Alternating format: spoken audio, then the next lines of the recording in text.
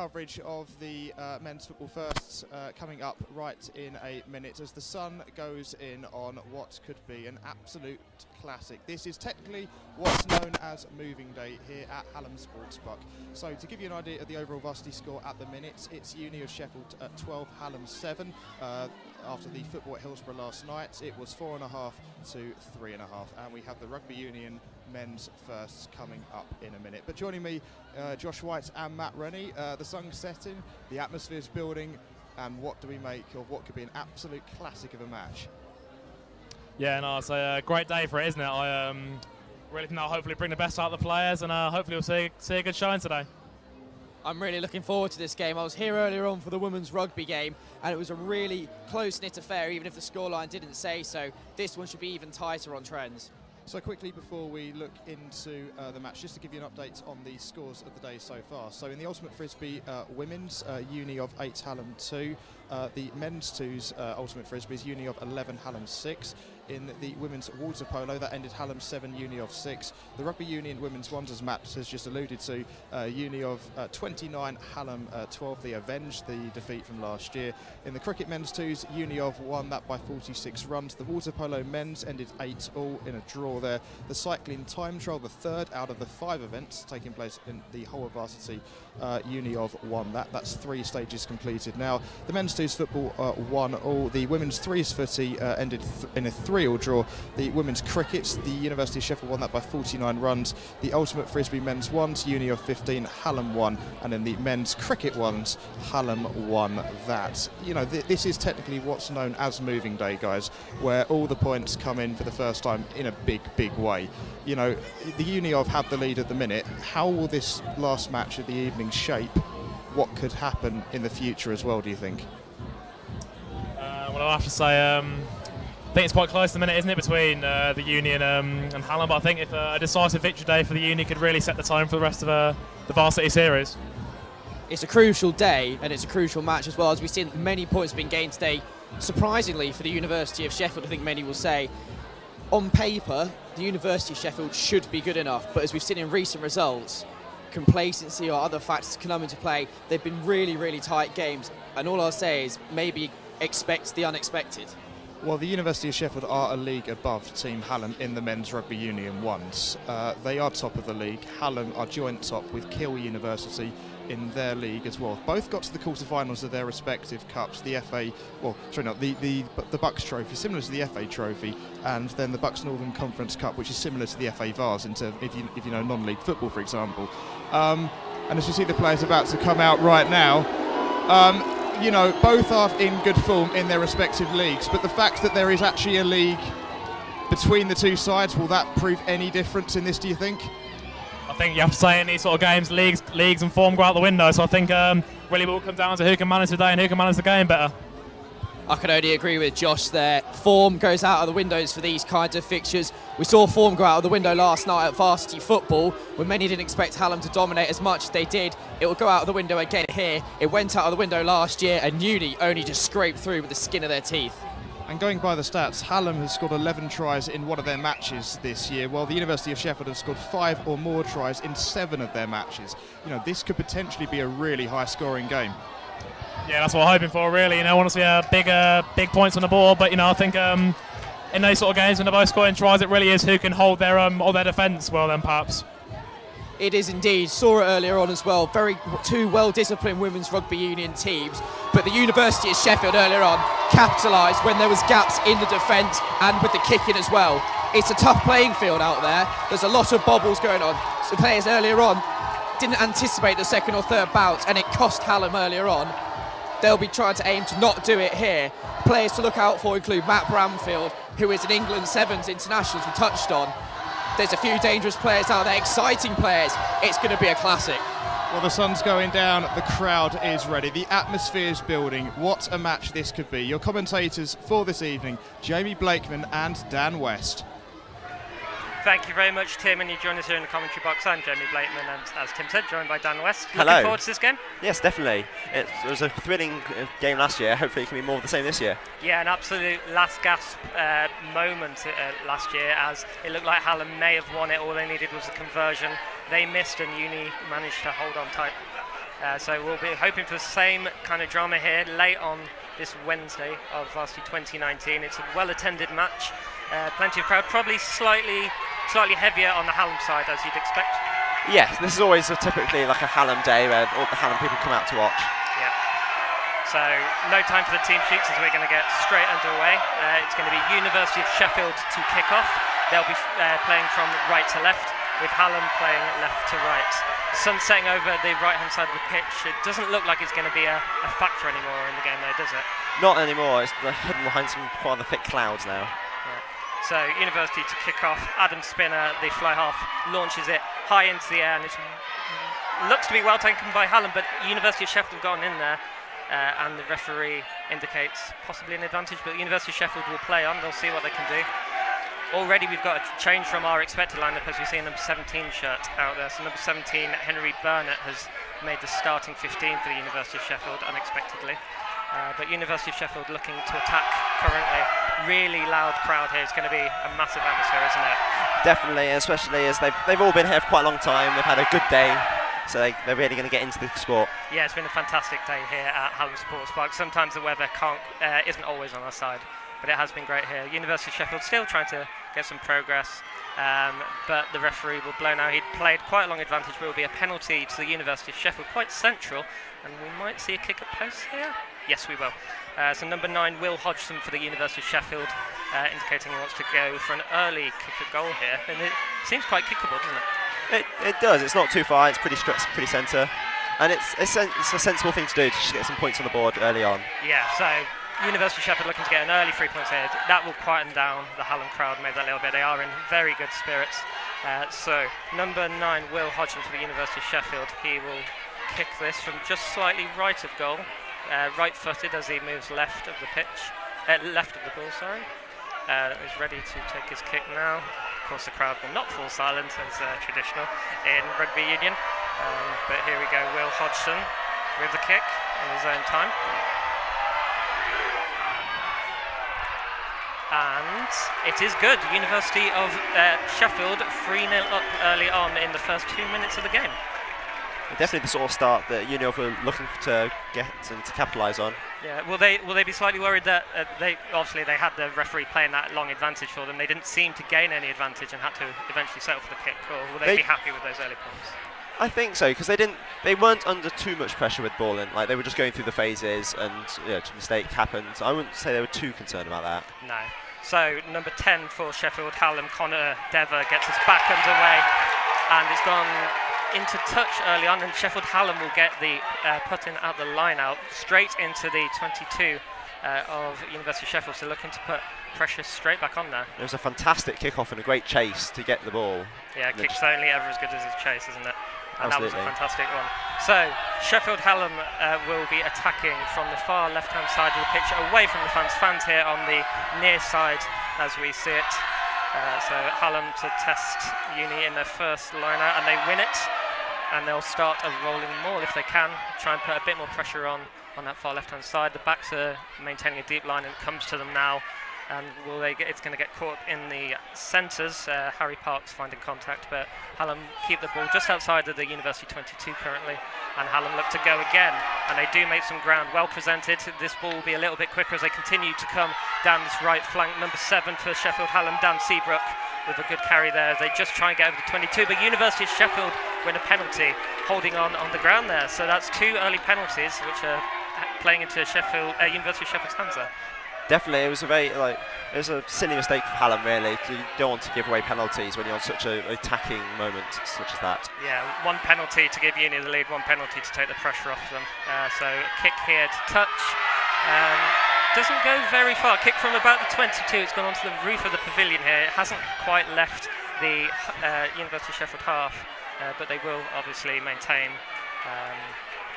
possession here at the line-outs. Oh, they will hope to. Anyway. Yeah, definitely not the kick they were hoping for. No, I guess both sides will put their eyes in. There is a bit of a breeze blowing from left to right here, but it's not very strong. And time off here from the referee. I think we're just sorting the balls out. I think there's... Yeah, it ended up on the roof. Went on the roof, of course it did. So a ball's coming across from here as the time is off at the moment. but we will wait to see. And I'm sure the referee will bring it back on now. Yes, so University of Sheffield win their own lineouts, and they will look to try and get out their half once again. It's a rolling ball here. Number 3 from Sheffield Hallam, Danny Rylance, has gone right over the top, and there's an advantage being shown again by the referee here against number 3. Signalled Danny Rylance in trouble there for launching himself over. He might have a... No, he's saying he's pulled down the maul. He seemed to go over the top of it from where I saw, but I guess that's caused it to collapse. So it will be another penalty to University of Sheffield. That's 3 early penalties. Number 9, Will Hodgson. Better touch finder, slightly. Slightly, didn't go quite far up. No, but they're at least out of the half of the University of Sheffield, I think, so they're just past the 10-metre line. And it will be another attacking line out for the University of Sheffield. This time the ball has come back. And so University of Sheffield will look to attack on this left-hand side. Once again, the backs are quite deep. No wingers overlapping just yet. So we're kind of playing it plain and simple at the moment, but that's what you'd expect in these early 5 minutes. Doesn't feel like the first 5 minutes of the game yet, does it? It does not at all. There's been at both ends of the pitch so far. Plenty of action. So ball won by University of Sheffield, and they'll roll this forward out to the backs now via number 9, Will Hodgson, and they'll try and go for the centres, but Hallam come and meet them very well here. Bit of a scrappy ball there, looked like it could have been turned over, but number 13, Robbie Murdoch, has retained possession well for University of Sheffield. I think the scrum half has got caught up in all that, so they'll go slow, make sure he gets back out and he can organise. And it come out to the right, number 12, Matt Law, looking to show and go. Doesn't quite see there. Hallam's defensive line is looking very strong at the moment, isn't it? Definitely, they've cut out some of the penalties they were giving away earlier so far. Yeah, University of Sheffield still trying to chip away at this Hallam defence, but they're coming up well and meeting their black and gold opposition well. University of Sheffield will look to go left this time, and they will get some luck here. They go inside, number right to the right. Rory crossing, number 4 picks up the ball. Number 11, University of Sheffield, is going to get shepherded into touch. It looked like there was a little bit of an opening there for Casper Strugar, number 11 for University of Sheffield, but well marshalled into touch, and Sheffield Hallam will once again be happy with that defensive effort. Definitely, they were under a lot of pressure there. Yeah, and we do have got 2 University of Sheffield players down here, and the referee will once again stop the clock. Just as the physios come on to deal with these. Number 15 at University of Sheffield, Matt Branfield, is the one been seen by the physio. The other University of Sheffield player has managed to get to his feet. And number 12 was Matt Law, who had been involved in that play. So, small stoppage here. That will help University of Sheffield, won't it? Yeah, definitely. They had good moments, and they were defended well. So they need to reset and come up with a plan to defeat the Hallam line-out. Yeah, all the players are taking this chance as a quick drinks break. Don't blame them. It's not been the hottest day, but it has been sunny, hasn't it? And as you say, it's been a long day. It's just past 8 minutes past 6 here in the outskirts of Sheffield at Hallam Sports Park. It has been a very long day, but it's going to be a great game of rugby. So we're ready to be back underway with a Sheffield Hallam line-out, which will come in right now. And Hallam, once again, don't win their own line out. University of Sheffield managed to disrupt that and get it out to the backs. There is an overlap here if they can spread it quickly. They've managed it. Number 14, Harry Blackwell, manages to get those extra couple of yards into the 22. University of Sheffield looking to attack here. They'll come left now, through the forwards a little bit. Josh Wiseby, number 7, with the carry. And number 9, Will Hodgson, will just slow it down a bit and then go again. Tries to go himself. Pop off to number 15, Matt Branfield. Again, Hallam are equal to everything that University of Sheffield have thrown at them as they come through the grounds. There is a potential for another overlap here. Number 6 for University of Sheffield. Thomas Bacon will cross the line after really good work by Casper Strugar, who managed to spin out to him. You don't always want to see a forward on your left-hand flank as a winger, but number 6, Thomas Bacon's finished that brilliantly, hasn't he? Definitely. As you'd hope for from a flanker, really. You'd hope they'd be able to win a little bit, at least. That's true. Although the referee is talking to his linesman, we may not have a try here. We're going to try and see what... Could it have been a forward pass, do you reckon? Possibly, if the linesman has gotten involved. We've got a Hallam player on the ground on the far right side as well. So, a little bit of confusion here at Hallam Sports Park at the moment. We're not entirely sure if the try is given. It doesn't look like it from the way that the players are stood around, and there is a Hallam player injured on the far side corner as we see it at the moment. So the clock will be off again, almost certainly, from our referee here, as we try and figure out what's going on. So that Hallam player is receiving a lot of treatment from the physios. We hope he's all right, of course. And once again, we're going to have another drinks break as the players look to get some more fluids on, because it's going to be a long old game, only 8 minutes gone, and especially with these stoppages, it's only going to draw longer into the night, isn't it? It definitely is. As much as the crowds, I'm sure, will be looking forward to. Yeah, everyone in brilliant spirits here at Hallam Sports Park. It's been a fantastic day of varsity action. And obviously we saw the women's ones rugby earlier, and you can go back to Forge TV's YouTube and watch that back. Very good game won by the University of Sheffield women's ones rugby team there. Hallam player still down here in the men's ones game. It's not looking great for him, and there is a lot of physio team around him. And I wouldn't be surprised if this is going to be a prolonged stoppage. The referee's signalling for something. There is a lot of confusion here, isn't there? We can't quite figure out what's going on. I'm not sure. It looks like it would be a Hallam penalty. That much seems clear. Or scrum down if it was a forward pass. Yes. And yeah, the way they're huddled. So all the teams have come together now, but at first it looked like the forwards are huddling around, ready to engage in a scrum. All the backs have come in to chat whilst we wait with the stoppage. Still waiting here at Hallam Sports Park. The score is University of Sheffield 3, Hallam 0. We potentially thought that University of Sheffield had got another try through Thomas Bacon, the flanker, but possibly for a forward pass is our working theory. That has been ruled out. There is a stretcher going over towards that far right corner at the moment, so it isn't looking great for the downed Hallam player. But all the physios are suddenly standing up, so maybe the news is slightly better than it at first looked. Yeah, he's now sat up rather than prone, so that's good to see as the delay continues here. But a good start to the game, isn't it? It has. It's full of events, back and forth action, mainly in the Hallam half, though. Yes. Yeah, no, University of Sheffield have been applying the pressure plenty to Hallam, but Hallam's defence has been fantastic. The only way Hallam at University of Sheffield have managed to score, obviously, is through that early penalty kick in the first 2 minutes from Will Hodgson. And we are looking like we might be able to be back underway now. The Hallam player on that far side does appear to be on his feet now, yes, with some support. So he's going to be able to make his own way off the pitch, which is great to see. It did certainly look very serious incident with the first reactions from the physiotherapy team.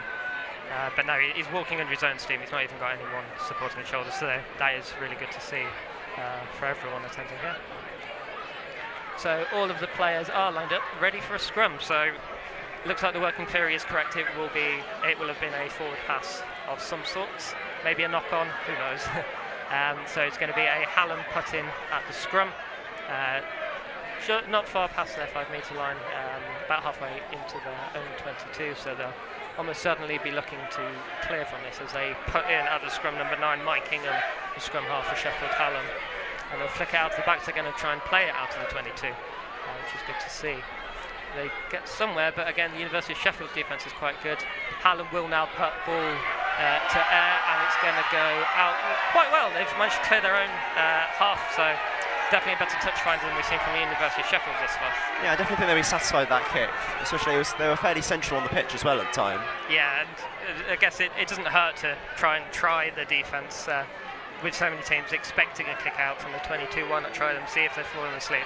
University of Sheffield were equal to it though, and Hallam managed to put good boot to ball with a defensive clearance. So University of Sheffield with the put in at the line out, won well, not well. It looked to be one well. It looks like the throw was not straight. So it's going to be a scrum down, Sheffield Hallam ball bang on the halfway line. So we've had quite a few line-outs so far and quite a few penalty kicks. Do you think it's going to be a bit of a scrappy game, or is it going to open out into more flowing play? I think that all depends on how tired they get and how quickly they get tired, especially when the subs are coming on and off.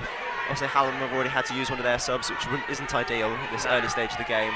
No, not at all. So let's see if those that will pay on the legs of Sheffield Hallam later on into the game. Just under 10 minutes gone, Sheffield Hallam win their own scrum on the halfway line and play it out to their backs. Number 12, Paddy Flanagan, tearing through the centre there. Sheffield Hallam will go again down that left-hand side, but again, University of Sheffield are equal to it. There's some really good defence short here. University of Sheffield up again, big hit. Number 3, Danny Rylands for Sheffield Hallam. Pushing through, but still University of Sheffield are holding them in and around that halfway line. Hallam looking to kick it over the top here. Number 11, University of Sheffield, Casper Strugal will chase back, as will his fullback Matt Granfield. He will look to get boots of ball. He's going to run out of space here though, and the University of Sheffield concedes a line out just outside their 5-metre line. A bit of a differing choice to whether to kick or not, and it's cost University of Sheffield a bit, hasn't it? Definitely. I think they were hoping the bounce would just take the ball into their try half and they just put it down. No, definitely. So it will be a Hallam University line out just outside the attacking 5-metre line. So a great chance for Sheffield Hallam to strike back here. The hooker, number 2, Chris Hayden, just having a little chat with his forwards as we wait for this line out. It's pretty standard, but Sheffield Hallam win it, and they will look to drive this forward here and then release to the backs. Sheffield Hallam trying to push forward here, still about 5 metres out from that University of Sheffield line. They go through the forwards via the left-hand side, but University of Sheffield holding them. Hallam getting a little bit closer now, only about 4 metres out. University of Sheffield still defending tightly there around that ruck. Hallam go again on the forwards, but University of Sheffield get a slight push on and then Hallam push back. It's very slow and forward-centred ball around here. Hallam University might be over there. Ref will say it's held up, so it's going to be an attacking 5-metre scrum. Looking good for Sheffield Hallam here to try and get a reply now, isn't it? Definitely, and they're just going for the route 1 option, just keep hitting their defensive line with the big forwards. Yeah, they just weren't pushing them back in the backs, were they? Not in the slightest. Yeah, so Hallam trying to go through their forwards, and it seemed to be working. They got over the try line, but referee wasn't happy with the grounding, so they'll go again. 5-metre scrum. Sheffield Hallam put in, Mike Ingham, the scrum half, with the ball, as the forwards pack down and ready to scrimmage. Fantastic cries of Hallam coming out here, very loud from the crowd who are just below our commentary position. So Sheffield Hallam with the put in. It's a good scrum, it's steady. Number 8 pickup, but well caught by University of Sheffield. Number 13 for Hallam. Number 13, Harry Parks, looked like he might have seen an opening, but didn't. He just closed up for him. 8 for Sheffield Hallam. Louis Townsend also denied. Number 9, Mike Ingham. They're all trying to go in. They're going to have to go wide here because they're having no luck going short, but they're going to persist with it because it is definitely working, just not to the degree that they want to see, is it? No, they're just going through all the phases. They're trying to be patient and just sort of get where they want to go. Out to the backs now. It's going to be slung very wide. Is it hung up too much? Number 14 for Sheffield Hallam. Ben Brogan just got caught up a little bit there. The ball stood up in the air too long, and University of Sheffield were able to creep across. Number 9, Mike Ingham tries again down that left-hand side. Hallam just about a metre away from the University of Sheffield try line, but the black and gold are defending well here. Hallam still in possession, and they'll continue to keep coming right, and there is a try for Sheffield Hallam. Eventually the A's been given, hasn't it? Yes, it has. So Sheffield Hallam 5, University of Sheffield 3, 13 minutes gone here. And it was that slow ball that got them over the line eventually, wasn't it? Definitely. They tried flinging it out wide, and then they just worked through all the phases and pushed forwards again. Yeah, so the kick's going to be a little bit further out than the original penalty kick that we saw. A little bit of a challenge, but the sun has set on this right-hand side. We thought this may play quite a big part in the game early on, but it's very much out of the way now. So we'll have the Hallam conversion any minute now. Players taking on water all across the pitch. Clearly it's quite hot down on the pitch still, having soaked up the sun all day. But just 14 minutes gone now. Sheffield Hallam 5, University of Sheffield 3 with a conversion to come. And here comes a kick from Sheffield Hallam. It's got height, it's got legs, and it's got the accuracy as they convert that. So Sheffield Hallam 7, University of Sheffield 3 early on. So University of Sheffield hit early, but Hallam have hit back well there, haven't they? Definitely. This is exactly what they wanted after conceding that very, very early penalty. Yeah. They're now right ahead, back where they want to be. Yep, so Sheffield Hallam have gone straight back into this game. They'd never left it, to be honest. They were defending well throughout. University of Sheffield defending well as well, but eventually the forward pressure exerted by Hallam was just too much, and they concede the penalty on that far left-hand side. And as the balls fly around, we'll just sort this out before we get back underway via Will Hodgson for the University of Sheffield. He's ready for his kickoff, and it's up and away. Quite a short kick, it's going to hang in the air, it's not going to go, require 10 metres, and much to the delight of the Hallam fans down there. Little bit of afters, but it's all fine, it's all well. So, not a great kickoff, was it? It really wasn't. It just went far too high in the air and just hung. You can see where he's throwing, but again, definitely. Again, the length has been an issue with the kicks so far for the University of Sheffield. They're aimed well. They're just not getting the right positioning on where it ends up. So I think Hallam have elected for a scrum here, right in the centre, as the Hallam crowd burst into song again. There is a considerable University of Sheffield presence here in the crowd as well. They're just a little bit more spread out from the centre where we are, which is surrounded by Hallam fans. So Hallam scrum, just under 16 minutes played, and we will see what they do. Mike Ingham, the scrum half, gets the ball in. Bang on the centre, they can go left or right. They've split their backs slightly right heavy, but they're willing to go either ways. They would have gone right, but number 6, Thomas Bacon, the man we thought had scored the try, has managed to smother number 9, Mike Ingham, the scrum half for Sheffield Hallam. But no turnover ball, and Hallam have retained it on that halfway line. Yeah, they've been pushed a bit back now, and University pushing hard on the defensive line, but there's a break.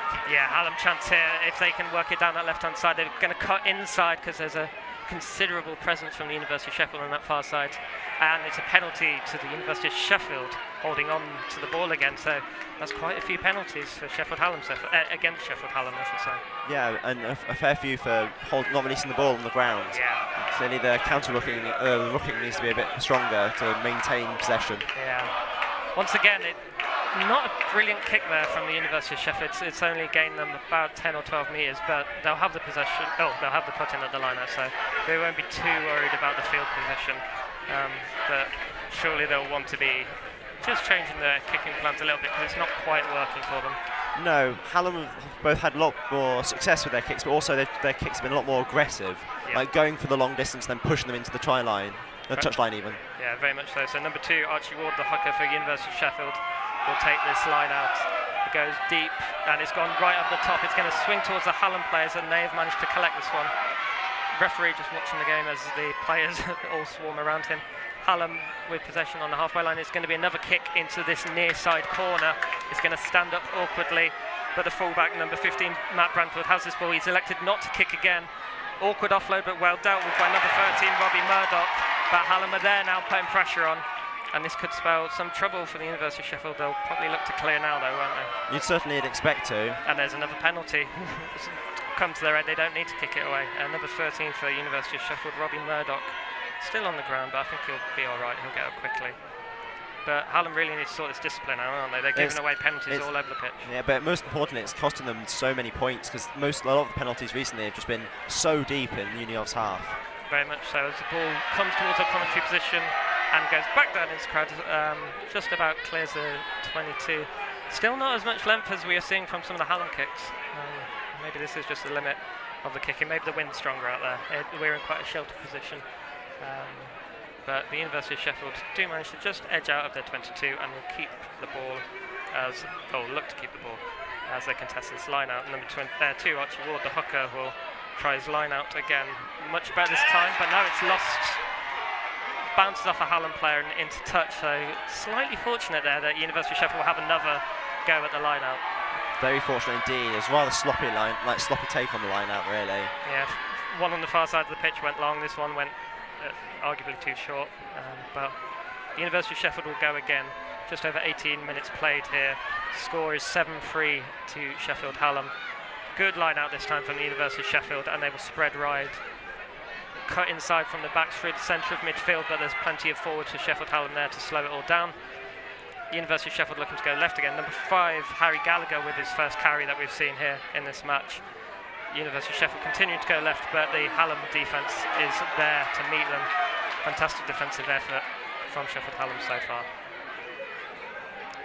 Number 8 over the ball here, so we're just going to slow it down as Will Hodgson gets back in position with a box kick. That's a better kick. Plenty of length there from Hodgson. Well chased down there, but the Hallam players managed to evade ever so slightly. University of Sheffield trying to get some turnover ball here. It's free, and it's picked up well by number 1 Nick Jones, the prop. And University of Sheffield have the ball here inside the Hallam half. Good box kick, and another penalty conceded by the University of Sheffield Hallam University. They've got to sort this out if they've got any hope of winning this game, don't they? Definitely, they're very fortunate to still be in the lead at this point. They've just given away penalty after penalty after penalty. Yeah. So it's going to be Will Hodgson once again to kick. His box kick went really quite far compared to some of his kicks. So let's see what he does with this one.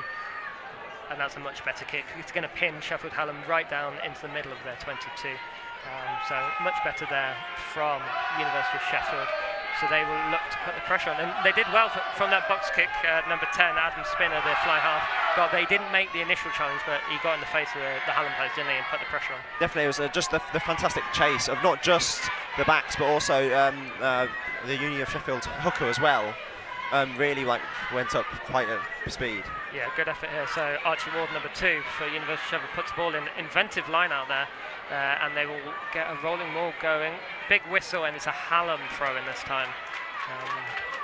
Didn't quite catch the signal there from the referee, but Hallam with a chance to get rid of the pressure which University of Sheffield had just put on them. Just over 20 minutes gone here, so we're halfway through this first half as Hallam slightly slices it again, not a great kick. Oh, and it's taken out someone's beer in the crowd, as you'll hear the Hallam fans react to all of that. Someone's got absolutely drenched, haven't they?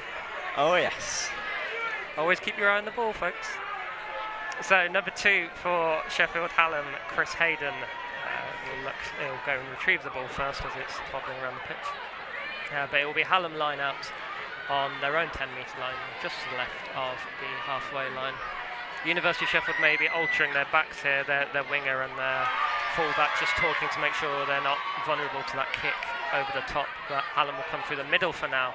Loose ball there, and the turnover, number 13, Robbie Murdoch manages to pinch it out of the air for the University of Sheffield. Ball flying loose here. University of Sheffield have the ball, and they're going to cross for the line. No, they're just short. I don't think the referee's happy just yet. Looked like Sheffield University were going to be in, but they're about a metre away here as Hodgson will look to dig this ball out here and play it short to the forwards. The University of Sheffield putting this pressure on left, still maintaining the ball a couple of metres back here. And University of Sheffield still pushing here, 21 minutes played. Hallam 7-3 up. It's all slowed down a bit, and Hallam have managed to regain their defensive order. Number 6 for University of Sheffield, Thomas Bacon. It's a chance to knock at the door, but it's shut by Sheffield Hallam. They'll look to go wide this time. Again, Hallam's defence is strong. Back onto his feet. And it's a penalty to Sheffield Hallam. Looks like, I would have said the University of Sheffield player got up, having been held. It looked like there was going to be a chance for Sheffield there. There was a try-saving tackle. There's no other word for it, is there? The defensive line, like the scramble defence and just the line afterwards was so strong from Hallam. Yeah, they did brilliantly there to maintain their 4-point lead. Kick here is not going to... No, it is going to find touch. Fantastic touch finder there from number 10 for Sheffield Hallam, Connor Dever. He's come from basically underneath his post to bang on the halfway line. Fantastic touch finder there. So Sheffield Hallam line out. We're getting plenty of set plays here at Hallam Sports Park in the final match of the day. Bang on the halfway line as Hallam look to try and extend their lead. Currently 7-3 with plenty of the game to go after the University of Sheffield got the early penalty kick to put them into the lead. Liner goes in here, it's tipped but collected well by Hallam, and they will look to go through the backs now. Good deep line as they come left and left again.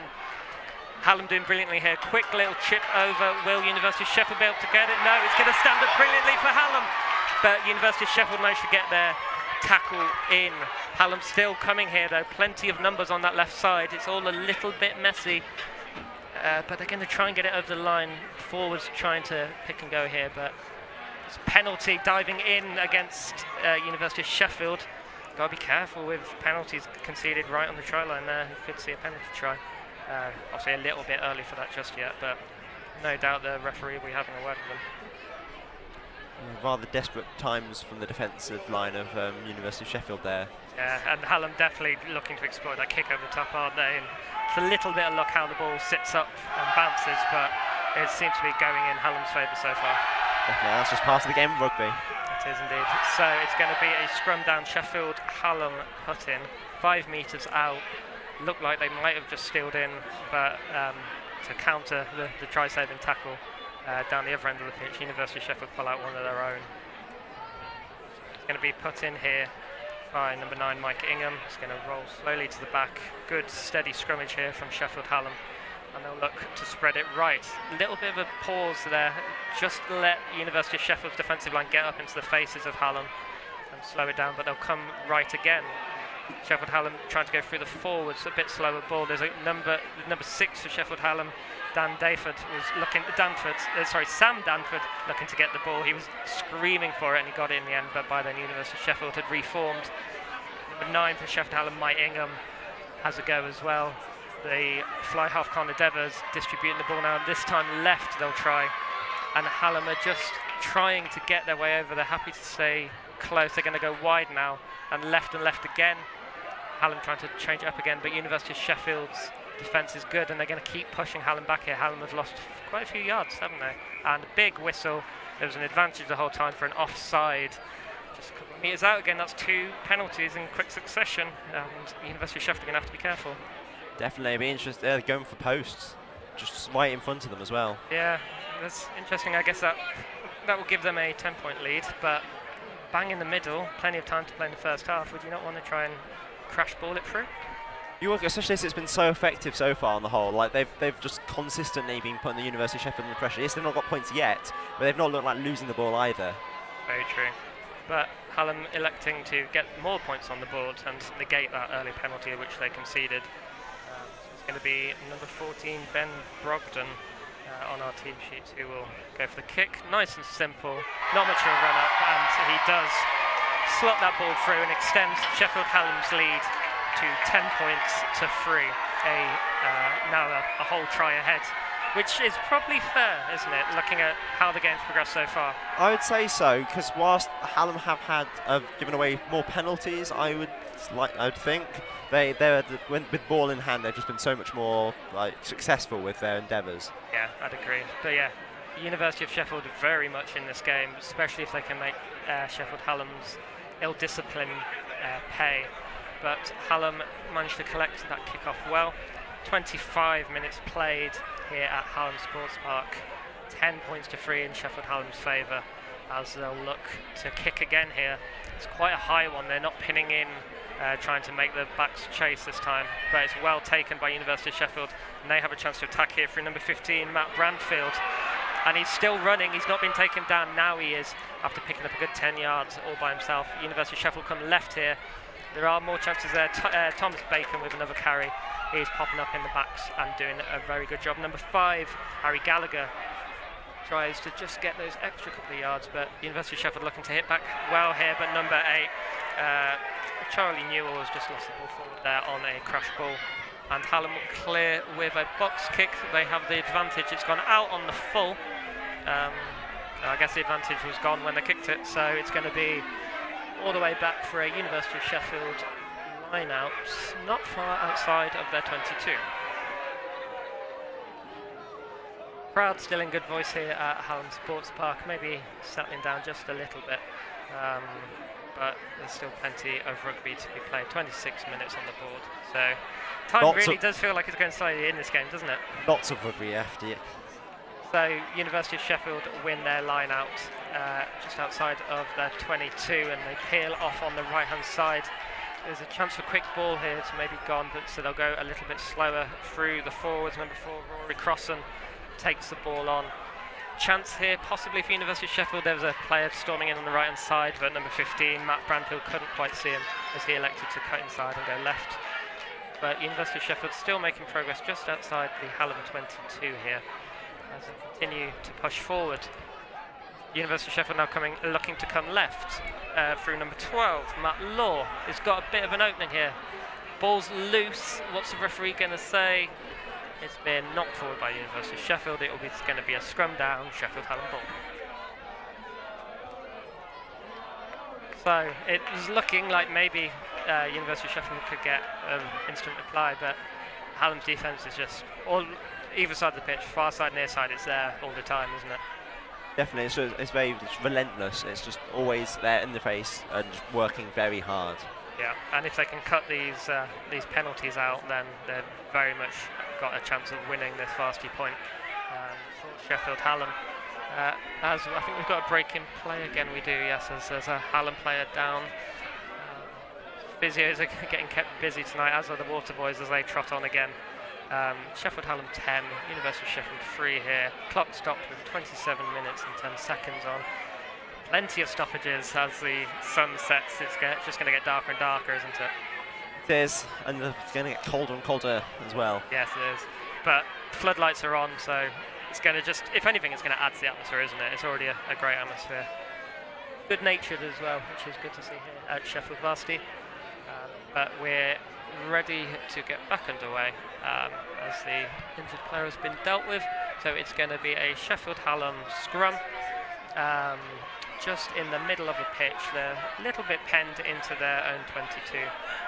But they, of course, will have the ball and they'll be looking to escape from here. Maybe we'll see them try and run it out again and then maybe kick. We'll see. But the kicking game's definitely working for Hallam so far, isn't it? Definitely. And with all the forwards being tied up in a scrum, it will be interesting to see how they react to that. Yeah, so number 15 for Sheffield University, Matt Brandfield, is sitting deep here on this near side, which has been where Hallam have been aiming lots of kicks at as the ball comes out, and here comes a kick, but it will be a touch finder, and it's going to come in well. No beer spilt this time. Another brilliant touch finder from number 10, Connor Denver, for Sheffield Hallam University. As I thought it just crept over the halfway line, but the line judges said it crossed the line just a little bit earlier. Still a fantastic kick to clear away, isn't it? Definitely, and it'll be interesting to see how the line-outs go. It's quite a mixed bag, the line-out so far. Yeah, they've not quite found their rhythm like they have with the kicking. But it's going to be a University of Sheffield line-out here. Number 2, Archie Ward, the hooker, obviously, with the line-out duties. Just having a little pause here as the referee talks with the Hallam line-outs.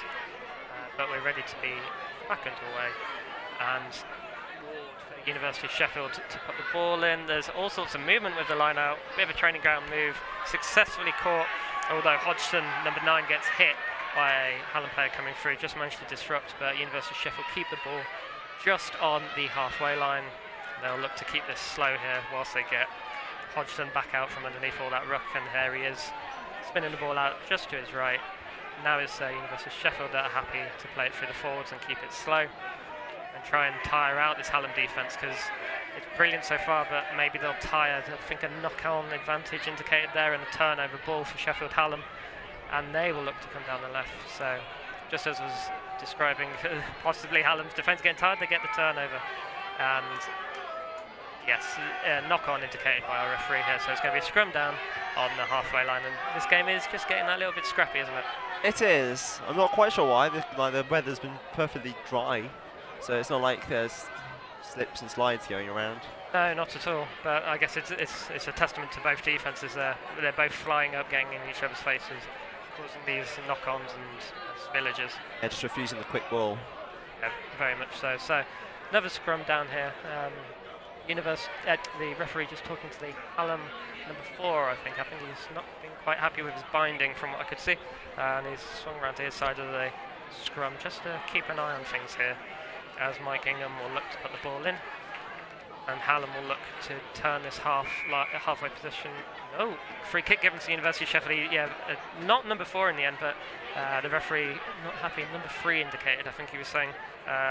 Danny Rylands just not happy with his binding in the scrum there. So a free kick for the University of Sheffield, bang on the halfway line. Or indiscretion, a new form of it this time, no penalties, but a free kick given, so they tap and go, University of Sheffield. Number 7, Josh Wiseby, the man to get the ball and get a couple of metres. A little bit scrappy there, can't see what's happened, no turnover there, and the University of Sheffield maintain the ball. They'll look to go through the middle, number 3 for University of Sheffield, Curtly Bale with his first carry that we've seen, and the University of Sheffield continue to push through 10 metres into the Hallam half, and they'll look to come left here. But Hallam's defence still equal to it. This time they'll look to go right. It's all a little bit slow and a little bit flat here. And they just can't quite get the speed up to break through this Hallam line. They'll continue to go right. Better speed and better hit into contact there from the University of Sheffield, but Hallam's defence stays strong. This time they'll come left through number 11, Kasper Sturgar. Quick offload from the floor to number 5, Harry Gallagher, but Hallam's defence continue to answer anything that the University of Sheffield are throwing at them. As the University of Sheffield look to get this opening through midfield, and there might be an overlap if they can spread it right.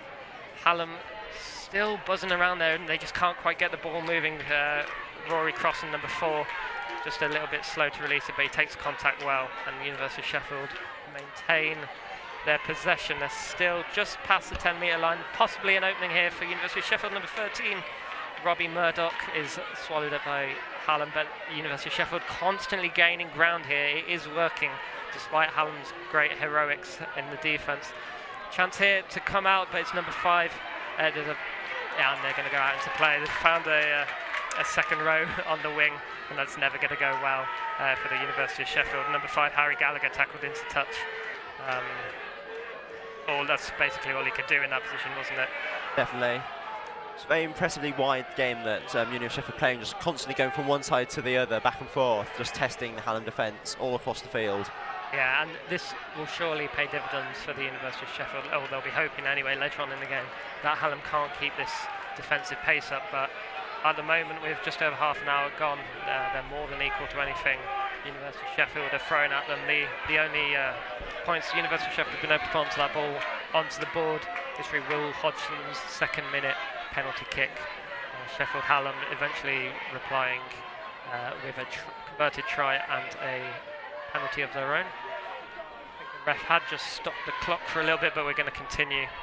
Now he's just having a couple more chats with the players, making sure that the game is played in the way he'd like to see it. So number 2 for Sheffield Hallam, Chris Hayden, will put this line out in, and it goes long, well taken, and they'll have a chance to play out from their 22 here as they race up against the University of Sheffield defence. They just about squeak out of the 22. The ball goes back into it, so they'll kick long and deep. But number 11 for University of Sheffield, Kasper Sturgar, takes well, and they'll look to play it infield.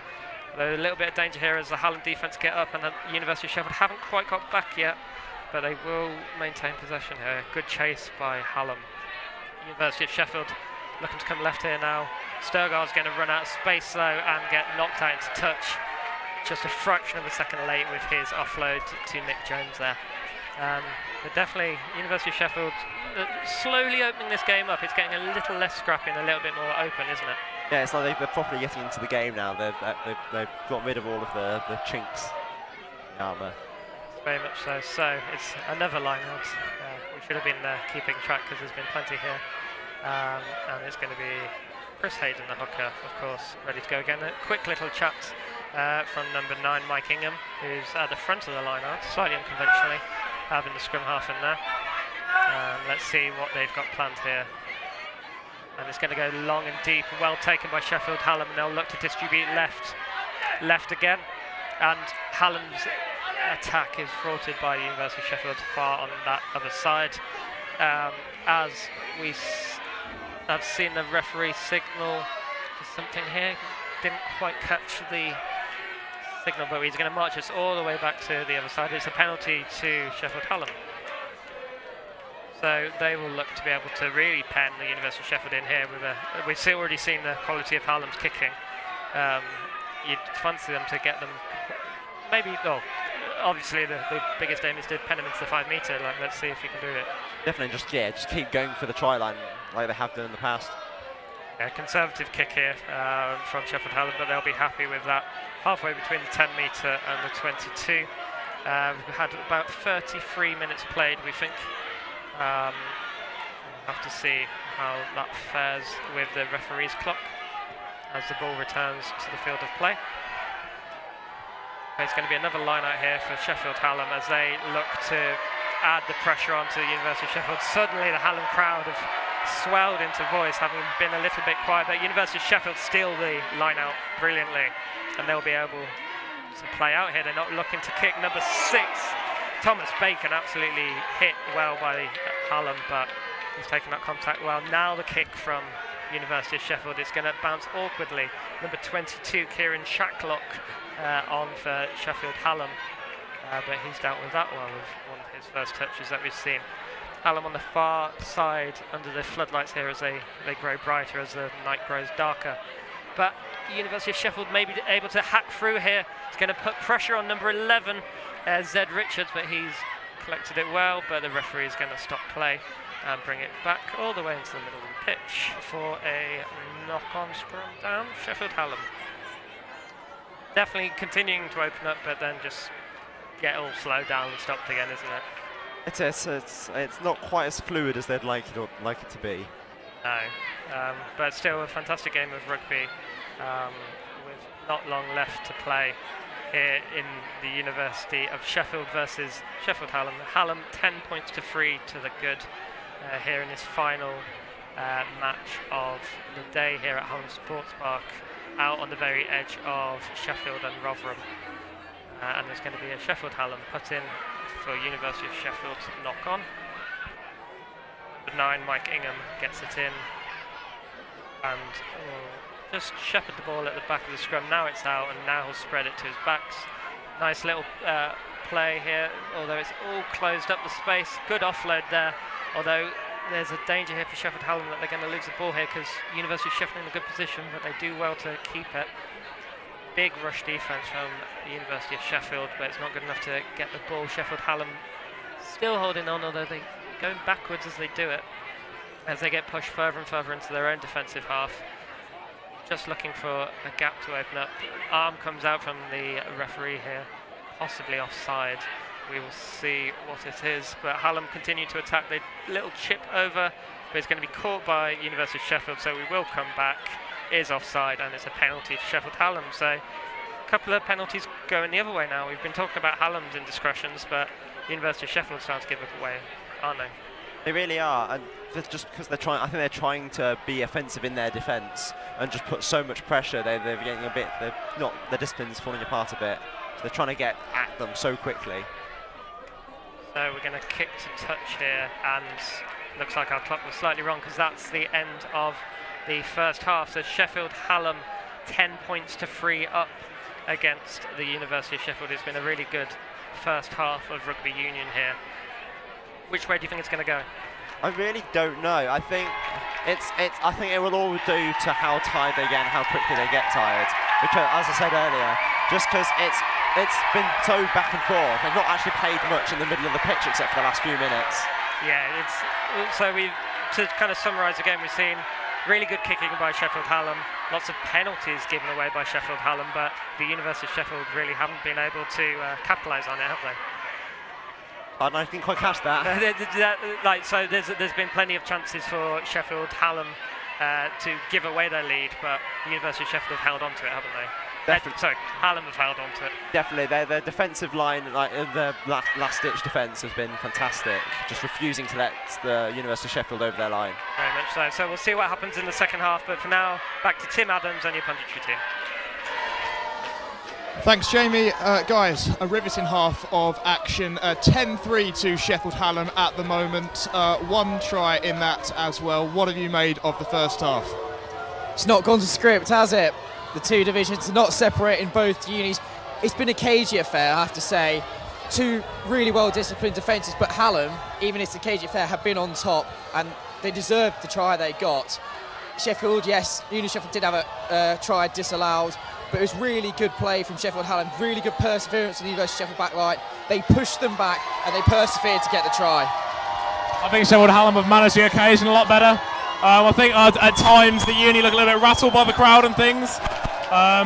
They've looked good in glimpses. They're like back players and really good. They've been getting those big runners down the middle, creating the space out wide. But no, I think they're not really managing the game as they could be. Will Hodgson early on, a penalty for the University of Sheffield. It was a great start for them. What did you make of that initially? it was just the start they wanted, really. Get on the top, get into Hallam territory early on.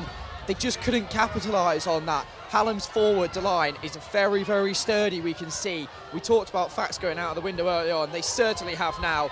And in my opinion, the University of Sheffield have got a bit of a mountain to climb in the second half because they haven't really threatened the try line apart from the disallowed try. Yeah, I think as Matt said, it's just the start you want. Get as early points on the board, and you know, try and suppress the crowd as much as possible. But it didn't really pan out how the early start hinted.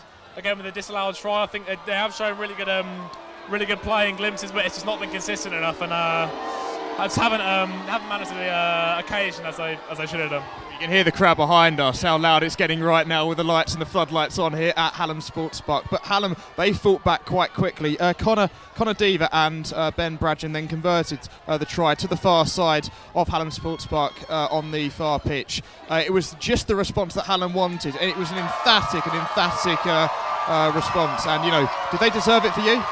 Deserved it. They really did deserve it. They've been really intelligent with switching the play in the middle as well. They've come out to the right a few times, saw they couldn't get through on that occasion. It was a nice step inside when they were going for the try to get across to Connor Deaver, and it showed again, as I said, perseverance was the main factor in there, and he did really well to get out of line in a really tough situation. Very good conversion as well. It was from a tight angle, and he did really, really well. I'll have to agree. I think it was great vision and great composure with those tries. They've been a lot more clinical than the Uni have in executing those moves and set plays. So yeah, I think it was definitely deserved.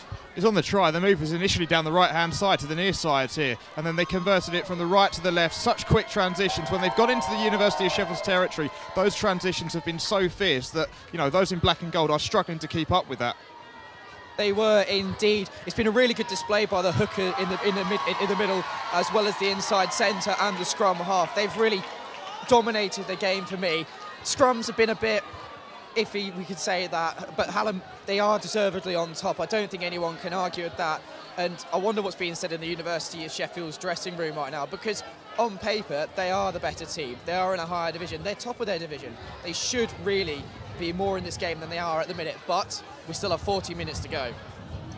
Yeah, I think crucially I'd say it's quite soon to see Hallam are playing pretty near to the peak performance, whereas the University of Sheffield are probably well below where they'd expect to be. So I think second half still a lot more to come and a lot to play for.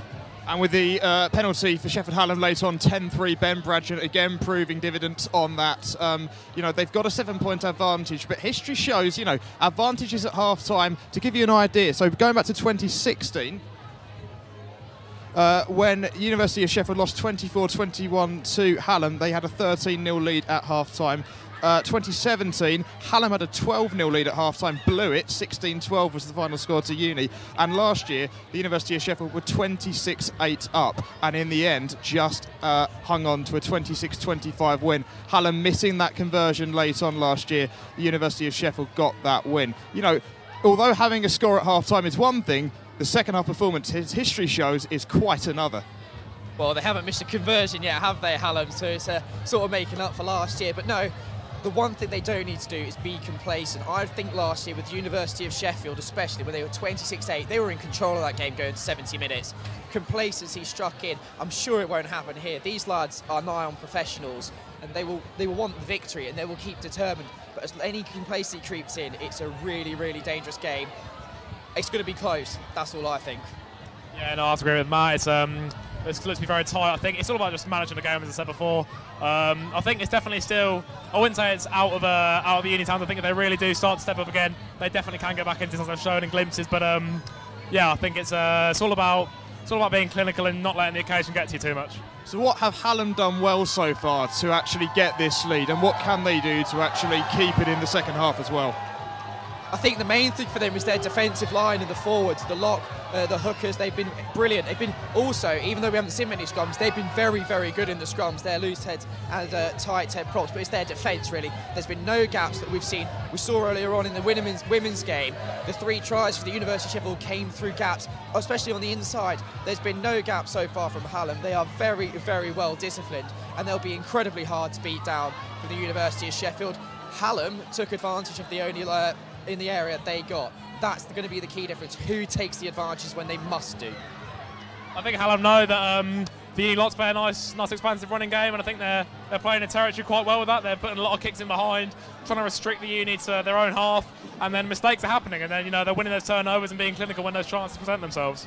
And when the University of Sheffield have got into Hallam territory, and they have got into Hallam territory on some parts, that decision-making, that emphasis, it's just not been there. Charlie Newhall, the captain, had a disallowed try to the left near side halfway through the first half, and then towards the end of it as well, they had another chance on the line, but just could not get past that Hallam defence. It was just so sturdy. What can they do to, get that advantage back in the second half?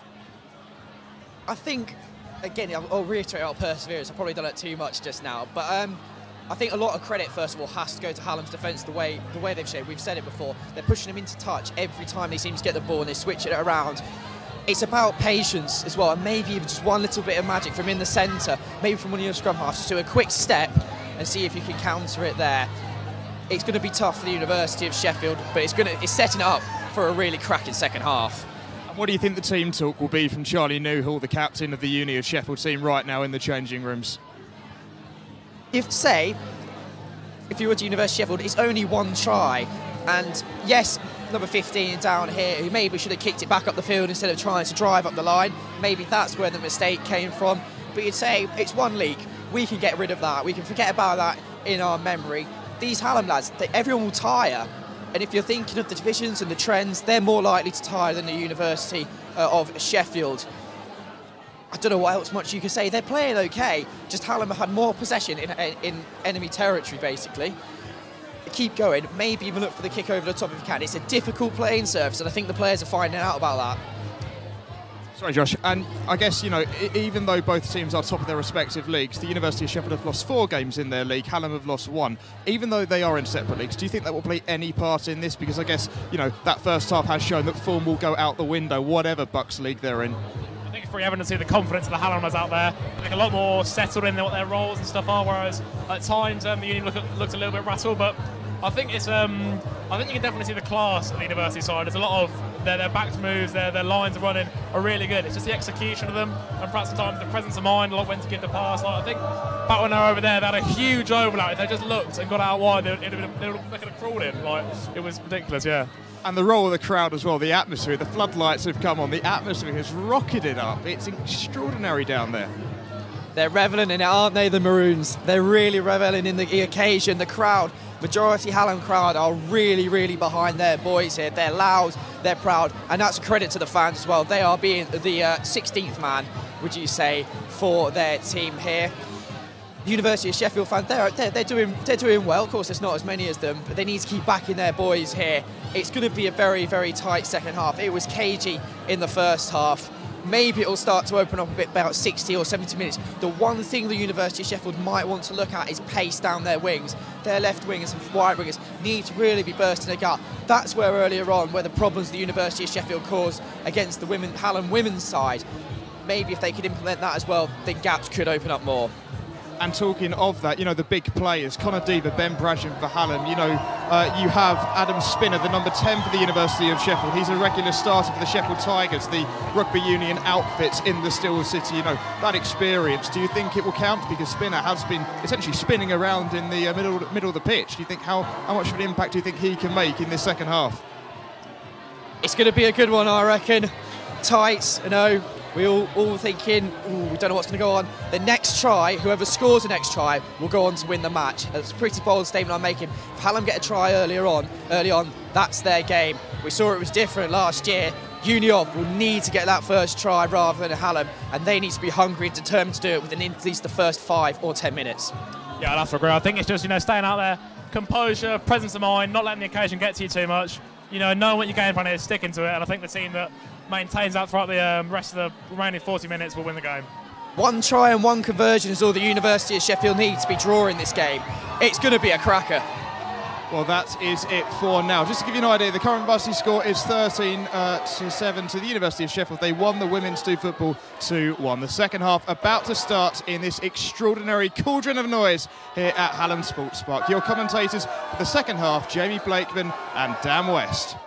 Thank you very much, Tim, as the Sheffield Hallam University gets back underway straight away through Connor Denver. Dever, sorry. The score is 10-3 to Sheffield Hallam. A long 40 minutes left in this game where anything could happen. And it's going to be... So University of Sheffield looking to clear their line straight away. It's another box kick. It's going to hang in the air. Well traced down here brilliantly by University of Sheffield. Number 14, Harry Blackwell, with a massive hit in on Mike Ingham. You can tell what's been said at half-time, can't you? Definitely. They've just gone all out for that. Yeah, so University of Sheffield here to make a statement now. They are trailing 7 points, but that's going to be what has been said at half-time, that you have to go out there and hit them hard and remind them what game they're in, because Hallam have been the ones bossing the defence at the moment. But that's University of Sheffield's mark, made instantly at the start of the second half.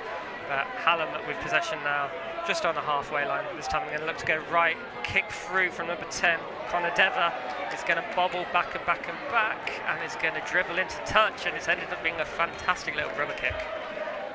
Yeah, for something without, that just didn't look that great at first. When that just bobble on the ground, it really made it an amazing kick. Yeah, it looked like it was just going to be a little pressure reliever, and then it just carried on and has penned the University of Sheffield right back into their 5 metres. So it may not look as impressive as a big hit from a kick, but that's just as big an impact, isn't it? As probably going to have time off here, as number 14 for the University of Sheffield, Harry Blackwell, is down in the middle of the pitch. He seemed to go straight back down onto the floor immediately as the play was ended, so it looked like he might have been playing for a bit of pain, and as soon as he saw play was over, he went to ground. And the physio is just going to walk off of him here.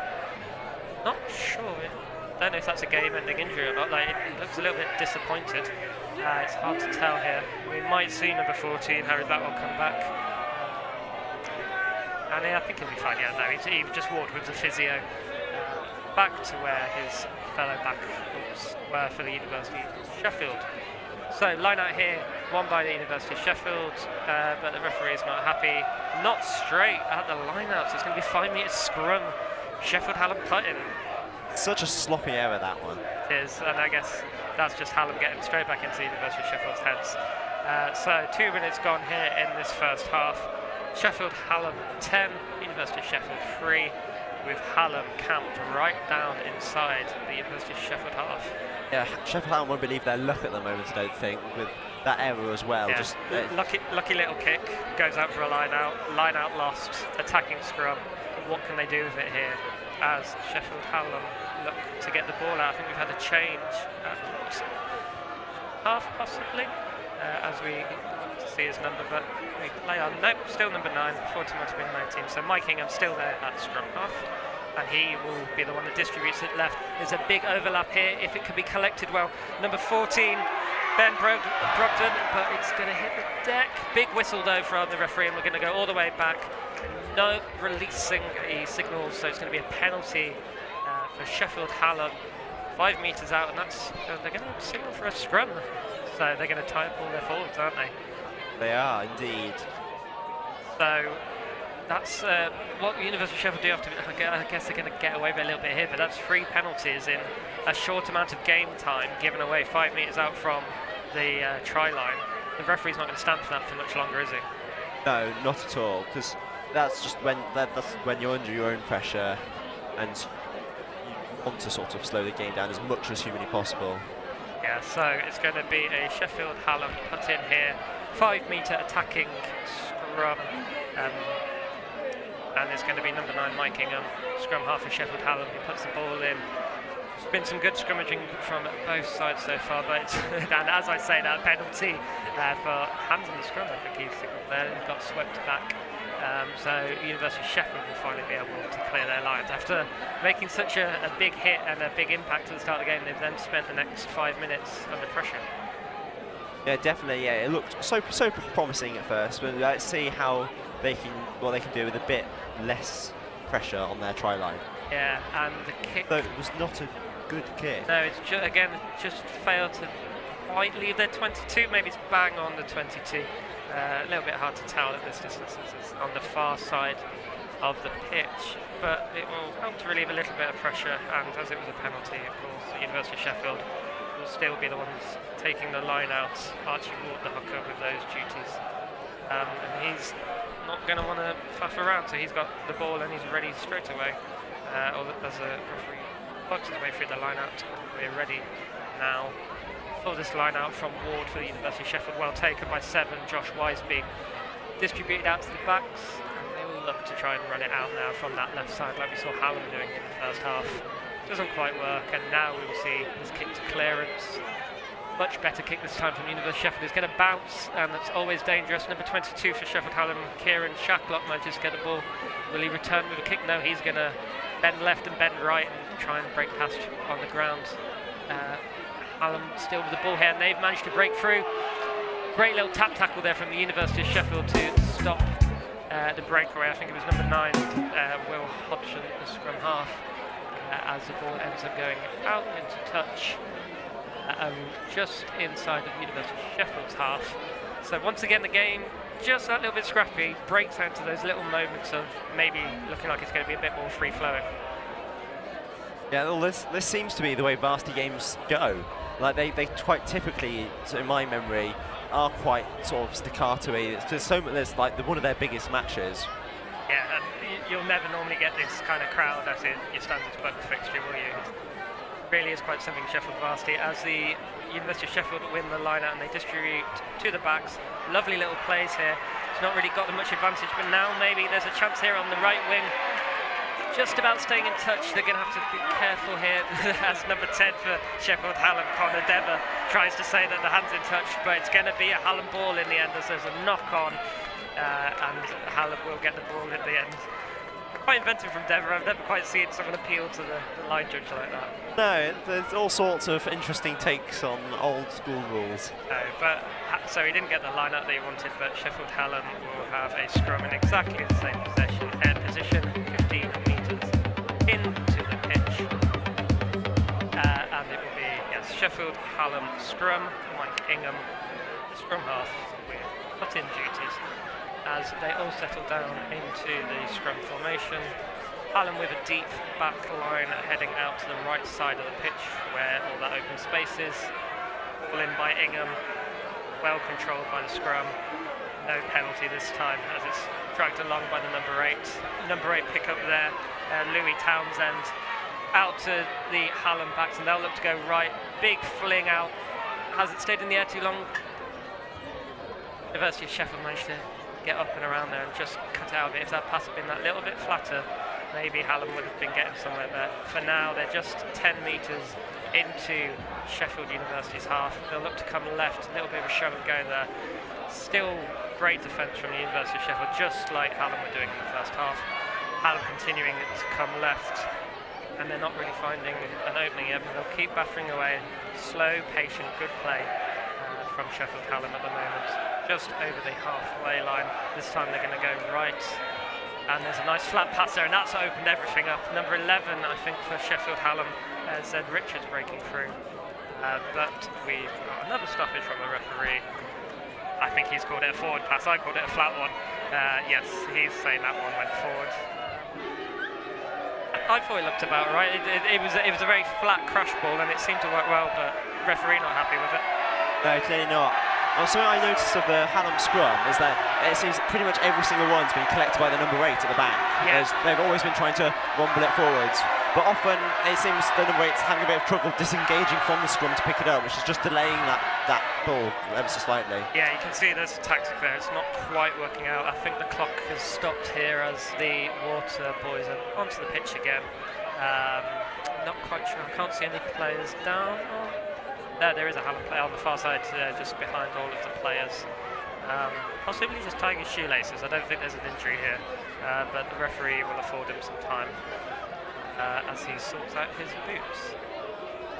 So it will be, when we get underway again, a scrum down, bang on the halfway line. We've spent a lot of time on the halfway line, haven't we? We've moved from side to side of the pitch, but a lot of the players concentrated along the halfway line.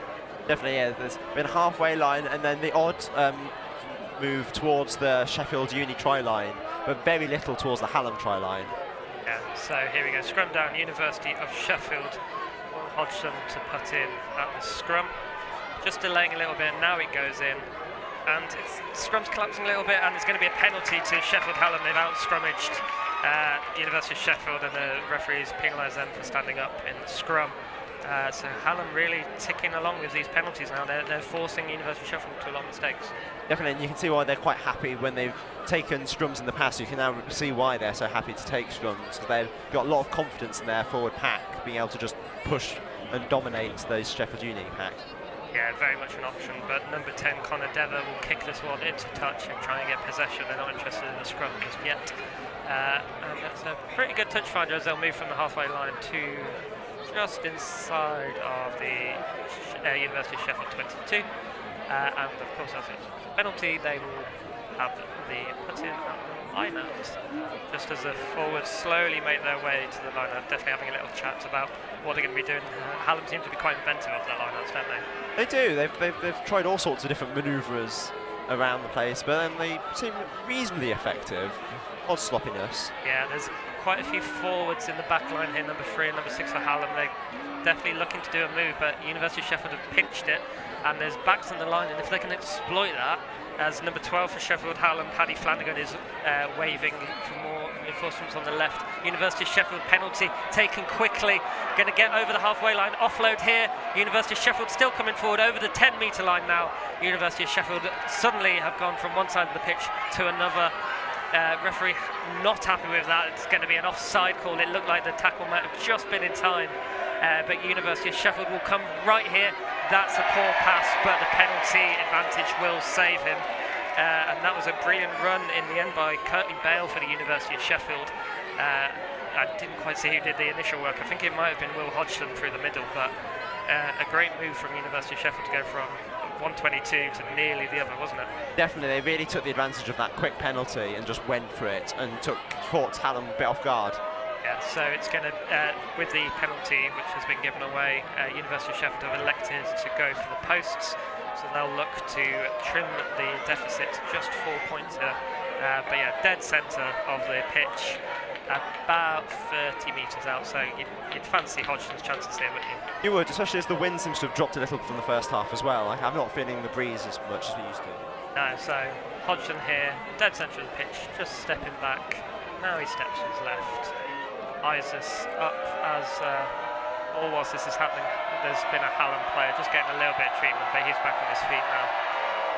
Lots of Hallam crowd noise here as Hodgson continues to eye this up. Now he steps forward, hits it, looks straight as it goes into the dark, and it's through. So the University of Sheffield get some more points onto the board. It's been a long time since they last scored. That's 50 minutes between those two penalties. Yeah, it feels like an age ago, that does. But anyway, it's still in the sun. Yes, but even though it's been that long, both sides still very much in this game. It's so close, isn't it? It is. It's a lot lower point scoring than the previous game last year. Yeah, only 10-6 of them. I think last year we ended up well into the 20s for both sides. And there is still plenty of time left here at Hallam Sports Park. 52 minutes played, nearly 53, as the University of Sheffield collect that kickoff. Let's see what they can do now that they've got some points on the board, if this will reinvigorate them, and it does, as there's a big break here. The ball shipped out, there's a 3-on-2 here if they keep moving it well. They've maybe passed a little bit too early, and Hallam are going to have a chance to equalise the numbers, but massive possession game by the University of Sheffield as they crash down towards the Hallam 22. Now they'll get to go down the right-hand side. Good offloads here in midfield. University of Sheffield want to keep moving this to the right-hand side, and they do. Plenty of backs where they go left on the inside. University of Sheffield now inside the Hallam 22. They continue to come right. Number 8 for University of Sheffield, Charlie Newell, captain, with the ball at the moment, still going, and eventually brought to ground. Still inside the Hallam 22 as the referee ushers the Hallam players back. No problem with the offside there, though, this time. Charlie Newell's going to stay down whilst... Oh, and there's an interception. Sheffield Hallam. He's going to go all the way. Number 9 for Hallam, Mike Ingham. Can he go all the way, or will he be charged down? Number 10 for University of Sheffield. Adam Spinner back there and grabs him on the 22-metre line, and penalty conceded. Well done, University of Sheffield, because that was going all sorts of ways, wasn't it? Yeah, they were. It was very impressive to get back all that way. To stop that. It was very much a try-saving tackle, that. Yeah, not just Adam Spinner with the tackle, but the next 4 or 5 black and gold shirts that got back there. Hallam were isolated. They had to hold on to the ball and give away that penalty. I think the clock will stop here as there's a number of players down with cramp. All 3 of them from Sheffield Hallam, so maybe that those defensive efforts of the first half are paying a toll now. All like 3 players down at the pitch at the same time, all receiving treatment for cramp. Yeah, their bodies down left, right and centre. So we've got 1 up, so now only 2 players getting treated for cramp. Can't see their numbers obviously as their backs are on the ground as they get their legs sorted. But yeah, it's quite still catching up with all that. So we saw University of Sheffield banging on the door of the 22-metre, bit of a sloppy pass. Sheffield Hallam managed to take it all the way up to the other end of the pitch with Mike Ingham, and then Adam Spinner with the saving tackle on the 22-metre line as University of Sheffield all caught back up and forced this penalty, which will now be kicked touch from the 22-metre line. And from a narrow angle, that is a much better kick. That's got nearly to the halfway line, so Hodgson will be very happy with that. As the University of Sheffield trail Sheffield Hallam at 10 points to 6, with just over 54 minutes played.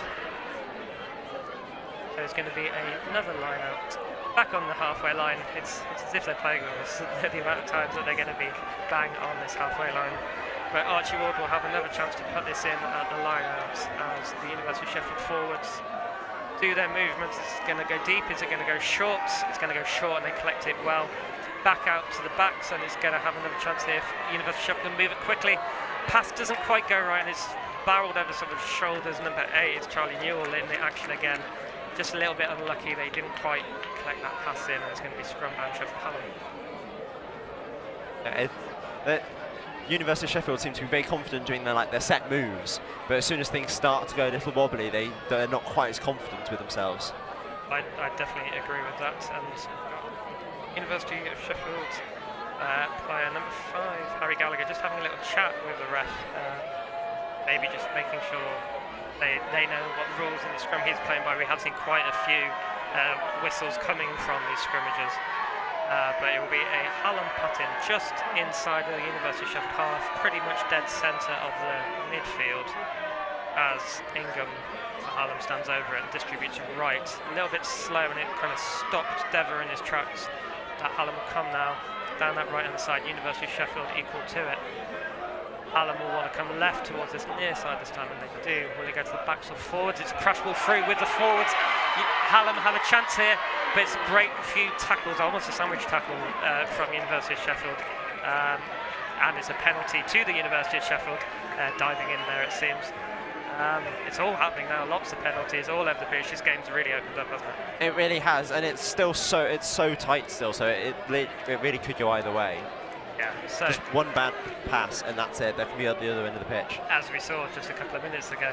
But there's been plenty of fantastic heroic tackles just to keep the score down. Somehow it is still just 10 points to 6. 56 minutes played here. Very much the sun is setting. It's pitch black to our left, and just those last remnants of light out on the right as we see what happens here. So we have a lineup to the University of Sheffield just inside of the Hallam half. It's well in, and there's plenty of room here for the backs as they distribute right again. And there's an overlap here. There's 2-on-1. Can they do it? University of Sheffield just wrapped up that little bit. Number 15, Matt Brownfield, can't quite get the ball out to number 14, Harry Blackwell, who was on his right flank. Hallam steal the ball again. Now they're into midfield. So many passes going straight in this back line. This game is, as I say, really open, isn't it? It has. As we thought, the University of Sheffield getting some momentum after quite a while, it seems. But then, yeah, back in Hallam's hands, kicked. And yeah, the Hallam kick has just sat up a little bit.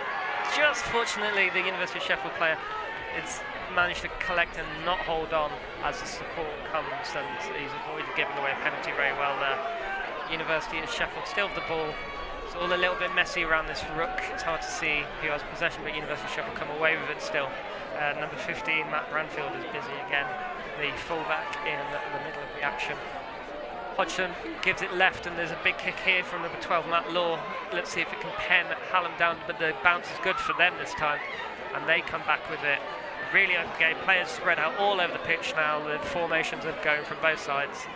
Definitely legs tiring as Hallam slowly march back as it's their ball. They'll try and hit that University of Sheffield defence, but they're going nowhere. Bang on the 10-metre line big overlap here if they can spread it, and they can. There's forwards in the back line though, but number 14 will put boot to ball, but it's going to pen back nicely just outside the 22, so no mark. University of Sheffield return the kick. It's all non-stop action here at the moment, which makes a real change from what we've been seeing. Number 10, Connor Dever for Sheffield. Hallam tries to go left and right, but gets smothered up. Hallam in possession at the moment. They go left this time. Good hands. Spin out to number 3 on the wings. That's going to go a little bit slower. University of Sheffield make the tackle. 59 minutes played. Hallam 10, University of Sheffield 6. Big whistle, not rolling away. Hallam penalty. Number 7 for Sheffield University, Joshua Wiseby, the one being told off by the referee. Time to catch your breath after all of that. The ball's flinging from left to right, wasn't it? Yeah, just going. I can't even remember. Was it going between possession or not? This half has been so messy. It's almost hard to keep track on who's attacking and who's defending at any one time. It really is. I think we've probably got another stoppage here. As yes, there's another Hallam. There's 1 or 2 players down. One of them holding their head as they get a talking to from the physio, possibly a concussion check from the way they're showing, but it seems okay.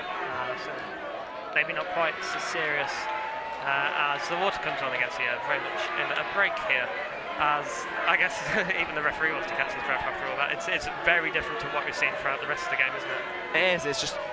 Everyone's just there's people everywhere all over the pitch, and no one knows quite what they're doing. Almost it seems they're just trying to react to what's happening at them. Yeah, you could see when we were down on this right-hand side of the pitch, Hallam were in possession still, but they were just ambling back. You could tell players were getting tired.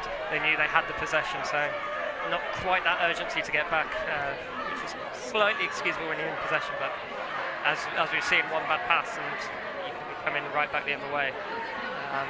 So we're looking to see what's happening now. So number 10 for Sheffield Hallam, Connor Dever, will kick to touch from that penalty. And he's in the University of Sheffield right down into their 22, and it will be a Hallam attacking lineup here. So another good chance for them to extend their narrow lead, only 10 points to 6. Just under an hour played here as we approach the halfway point of the second half. Hallam taking their time to get to this lineup, which I think seems to be one of their tactics a little bit, isn't it? Keep University of Sheffield waiting now. Yeah, definitely. And then it also seems like they're starting to empty the benches as well. Yeah, we're seeing a lot of numbers beyond 15 on the pitch now. Definitely number 16 and 17, Jack Cook and Jake Hicklin in the field. That lineup didn't quite go to plan. It's going to another scrum down, so we're back to our slightly broken up play. And I think University of Sheffield's going to elect for a scrum down here. Yes, they will. No, sorry, my bad. A line out, not a scrum. So University of Sheffield to have a defensive line here. It's going to be Archibald again. Try his effort. It's going to go deep, well collected. Nearly went a little bit awry at the back, but University of Sheffield can break now. Hallam's defence there. Maybe Sheffield kick this time. No, they're still trying to play out to 22. Looking for an offload was number 7, Josh Wiseby, for black and gold, but he can't quite get it. And keeps possession and make sure he doesn't throw it away. It's all looking a little bit scrappy here as players charge in, looking to appeal to the ref. Big whistle, and it's a penalty to the University of Sheffield, and now they'll be able to clear their lines, diving in at the ruck. So Hallam giving away penalties again, just letting Sheffield University off the hook a little bit. Yeah, and now they can. Ooh, I was saying now they can have a break on their terms, but after that kick. Yeah, I don't think. I think Will Hodgson will admit he's not been happy with his kicking out of hand this afternoon as he kind of spins away from that kick, which has only really bought them another 10 metres. So still very much in their own half now, the University of Sheffield, but they'll have the put in at this line out, so maybe they'll be able to work something on here. Just looking at Hallam's backs, they're spread quite wide. We've got number 20 for Sheffield Hallam, Arthur Wilkinson, playing left wing now, so as you say, lots of changes. Number 14 for Hallam, Ben Brogdon has moved back from that right-hand wing. But we've got a, I think, so we're going to have a scrum down, and it really is all slowing down. After that breathless play, it's all just stoppage after stoppage at the moment. as we have another substitution. This time it's the University of Sheffield. So we'll see Curtly Bale leave the pitch and to be replaced by number 16, Dan Waters. So, University of Sheffield not out of this game yet, very much in touching distance, but it's really quite hard to tell who's on top at the moment, isn't it? It's going to and fro. It is, and it's all around this sort of halfway-ish sort of area. Yeah, it's not really leaving this kind of 10-metre channel either side of the halfway line, but this time it's University of Sheffield who have thrown it away as they try to attack down their own back line. I think they just about kept hold of that. They have, yes, that could have gone really quite badly and Hallam could have capitalised, but University of Sheffield keep their ball here on the 22. Just break through. Well, there could be a good couple of offloads, and they managed to gain a good 10 metres there. Ball on the floor at the moment, it's all a little bit slow, but they'll continue to go down that left-hand side. All the backs down on the right. They have to keep it slow and see if they can open up any Hallam holes. And there's both arms out from the referee's happy. That ball is out. It's contestable by anyone. University of Sheffield keep it. Now it's out to the backs. Backline move. No kick in. Now there is a kick. It's got a nice little bit of curve on it, but it's going to go out in the full. And the University of Sheffield will be marched all the way back. There's another Hallam player down here with cramps straight away. They really are struggling a bit, aren't they? Yeah, they really are. And I don't think, I think that early substitution right near the start of the game might come back to hurt them. Very much so, but Hallam's still the ones on top here. And University of Sheffield trying their best, but not really able to break through at all. Led 6 points have come through 2 Hodgson penalty kicks. Hallam with a converted try and a penalty kick of their own. They have the line out with number 16, Jack Hook, who's taken over hooking responsibilities. He goes deep, it's away. It's his opposite number, Archie Ward, the hooker, who manages to collect at the back as the arm goes out from the referee to indicate an advantage to the University of Sheffield. They'll attack down this left-hand side. Equal numbers, but they manage to go all the way to the wing. Sheffield Hallam, though, are right there, and they don't let them pass the 10-metre line for this first attack. But the University of Sheffield come again, this time on the right-hand side. It's all a little bit flat, and Hallam are there to stop them again. But here they come through the backs again, the University of Sheffield. Archie Ward is still floating around the back line there, the hooker. But they'll keep coming again. Number 4, another forward in the back line, Rory Crossan, as they try and batter their way through. Number 1, Nick Jones out here wide. Maybe that's just a symptom of the tired legs as well, as the forwards are scattered across the pitch. University of Sheffield will go left this time. Number 8, Charlie Newell will spread it out to the left. University of Sheffield maybe got a chance here. There's just one man to beat. A good offload to the right. Hallam's defence is still good there, and the University of Sheffield can't make it all the way to the try line, but they're stopped on the 5-metre. University of Sheffield still in possession. And there is a try scored by the University of Sheffield. It's taken them 65 minutes, but they have their first try on the board as we try and figure out who is leading the celebration. So that it's a little bit hard to tell. It was definitely a slow ball crashed over, but the University of Sheffield take the lead for the first time since the 2nd minute, 11-10 up with a conversion to come. Did we see that coming, or has the University of Sheffield slowly been working towards that, or have Hallam just kind of tied off a little bit? I think University of Sheffield did get a second wing because they very quickly were past the halfway line and just kept progressing forwards and forwards and forwards. They seemed to have a lot more energy all of a sudden. And even though, yes, you did have the fronts spread throughout the back line, they actually utilised them to gain a lot more backs effectively, so they could move and pass the ball a lot more effectively. So, University of Sheffield 11-10 up, their first lead since the 2nd minute of the game. Will Hodgson, who gave them that lead from a penalty kick, looking to add the conversion here. It's not an easy kick, quite far out on the left-hand side, and it does suit the right footer. And he'll see if he can lodge this over. He's stood on the 22-metre line, and he approaches the ball now, hits it right-footed, good height, and it hits the left-hand post, which sends both of them rocking. You couldn't have done much better than that from that angle, could you? Not at all. It's just so unfortunate it managed to hit the woodwork. Yeah, so University of Sheffield not quite able to make that pressure pay, but they do take the lead for the first time since that 2nd minute. As we say, 11 minutes to 10 up. Number 6 for Sheffield Hallam, Sam Danford, is screaming at his fellow players to up their intensity again. He wants to get straight back down the other end and try and give their reply. So we see Sheffield Hallam kick this off. Up and away, it's quite a deep kick this time, and goes straight out on the full, so we'll be marching all the way back to the centre point as the hand goes up there from Conor Dever. It's not been a fantastic night for ball out of hand. Maybe it is a little bit muddier than we think down there. Maybe it's easy for us to say in a nice sheltered hut or whatever, this pavilion. The pavilion, that's the one. As the university crowds kind of come to life for a little bit, like you can't really blame them. They've been down for quite a while, but their black and gold players are giving them something to shout about now. But we're back on this fabled halfway line for another scrum. University of Sheffield put in, so it'll be Will Hodgson. University of Sheffield back slightly weighted on the left-hand side. They obviously seem more comfortable. That's where they've just scored, so wouldn't be surprised to see them go that way again, but they come right. It looks like it's going to be a trick play as they then just throw it back inside left to Matt Bradfield, the fullback. I think an arm has come out from the referee, so possibly an advantage here for the University of Sheffield. We'll see how this play develops as the ball springs loose, and it was a penalty advantage. So University of Sheffield will have a penalty kick bang on the halfway line, bang in the middle of the pitch. So you'd imagine they'll try and kick to touch here. Will Hodgson with the ball in hand, talking to the referee as he throws the grass into the edge just to check the wind. So yeah, clearly the conditions are getting into the player's way down there, but Will Hodgson will kick to this near side, and that's a very good kick if it can find touch, which it does. So Will Hodgson takes the University of Sheffield from the halfway line into the Sheffield Hallam 22.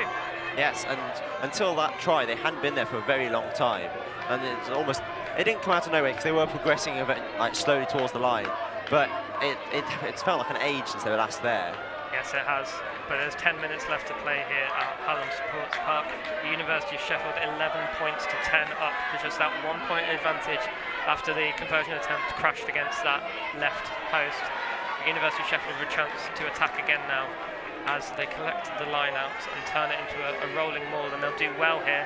And it will be marshalled by Will Hodgson, and he keeps his forwards moving. Now he's looking to try and extract that ball as Hallam possibly coming around the side. The referee tells him to go back round to make sure they don't give away any kind of penalty. Big push on now from the University of Sheffield as the backs join in. Going to try and shove it over the line. Referee looking for a grounding. Try, University of Sheffield.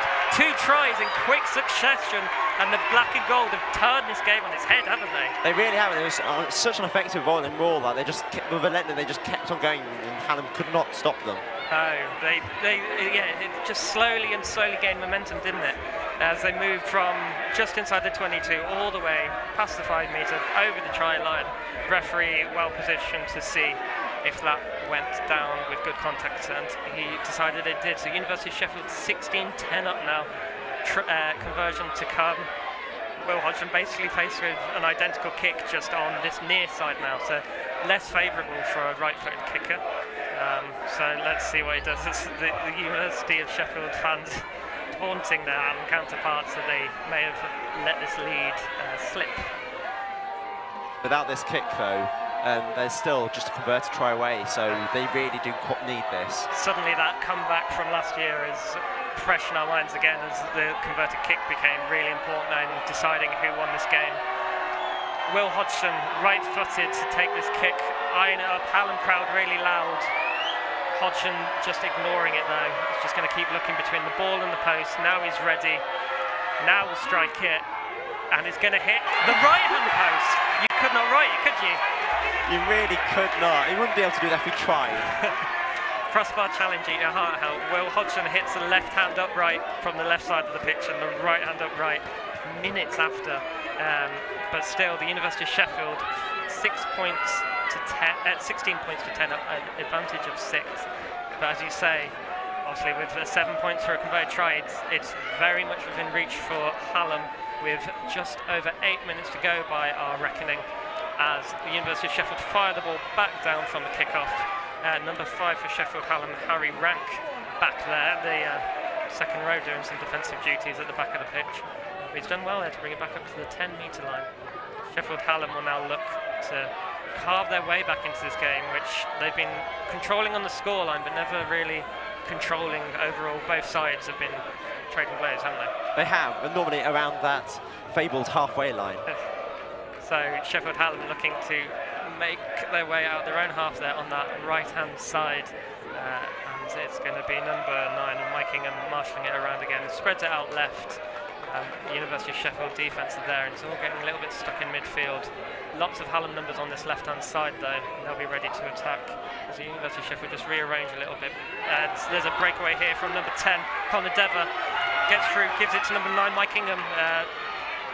Crazy offload there to number 5, Henry Rank. Haven't said his name all day, and then we said it twice in quick succession. Now Hallam will come left. Good offload there from number 3, Danny Rylance in the back line, but Sheffield Hallam just inside the University of Sheffield half, and they gain the penalty. The referee's going to have no, he's just going to give a little lecture. The way he blew his whistle, I thought he'd had enough of that. But Connor Dever will take the penalty kick, and he'll look to find touch and get Hallam right down into the University of Sheffield half, but the kick goes wrong. The University of Sheffield player then slips. Oh, it's crazy pass. Going to have to put boot to ball, and they do.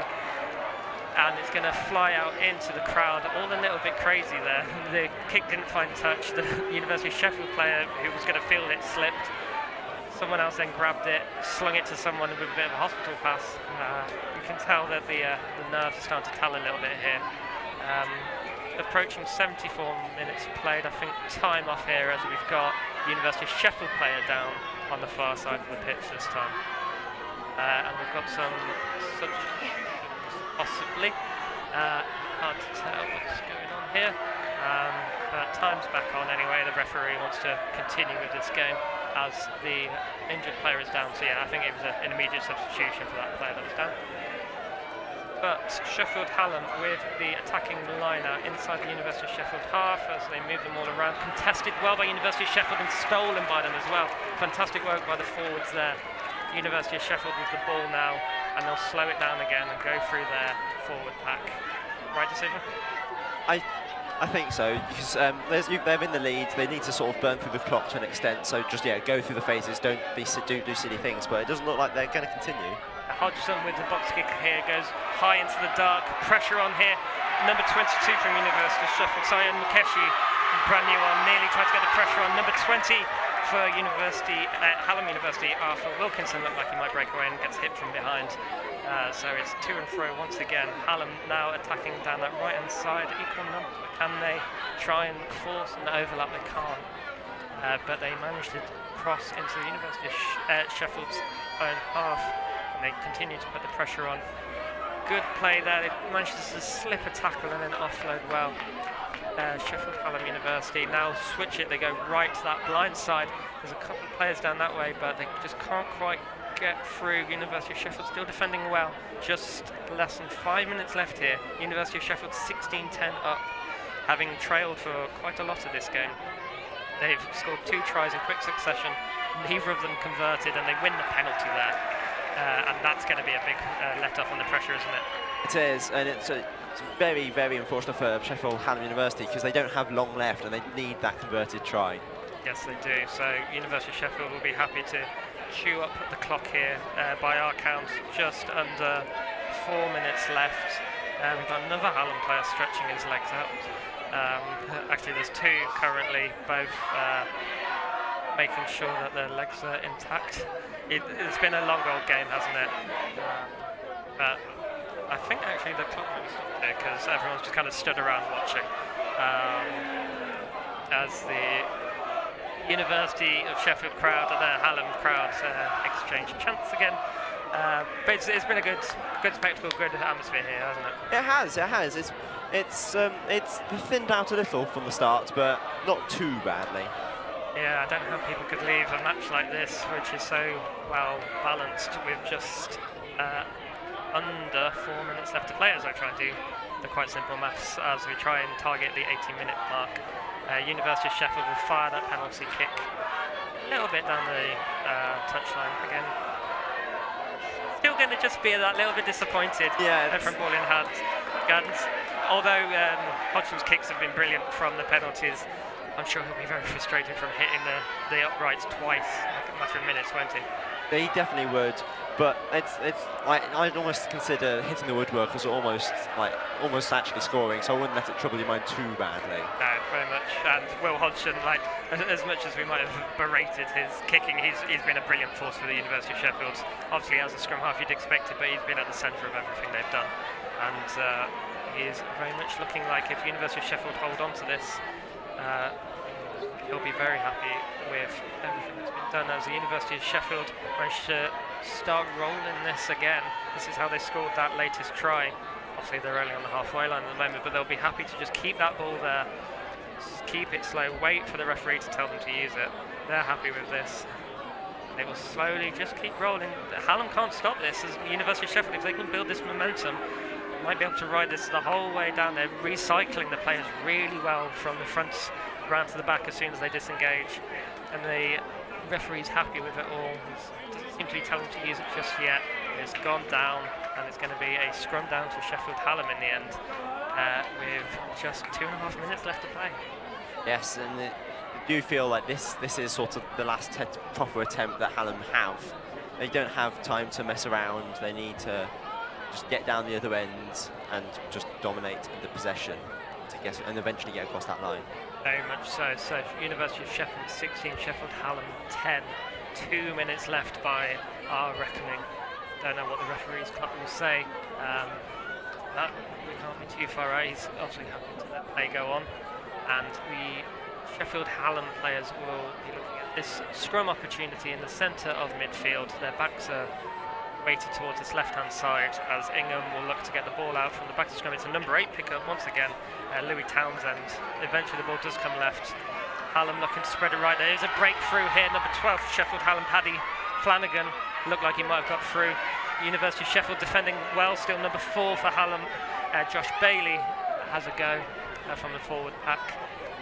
Hallam maintain possession, they fling it out to the right, but University of Sheffield are there as well.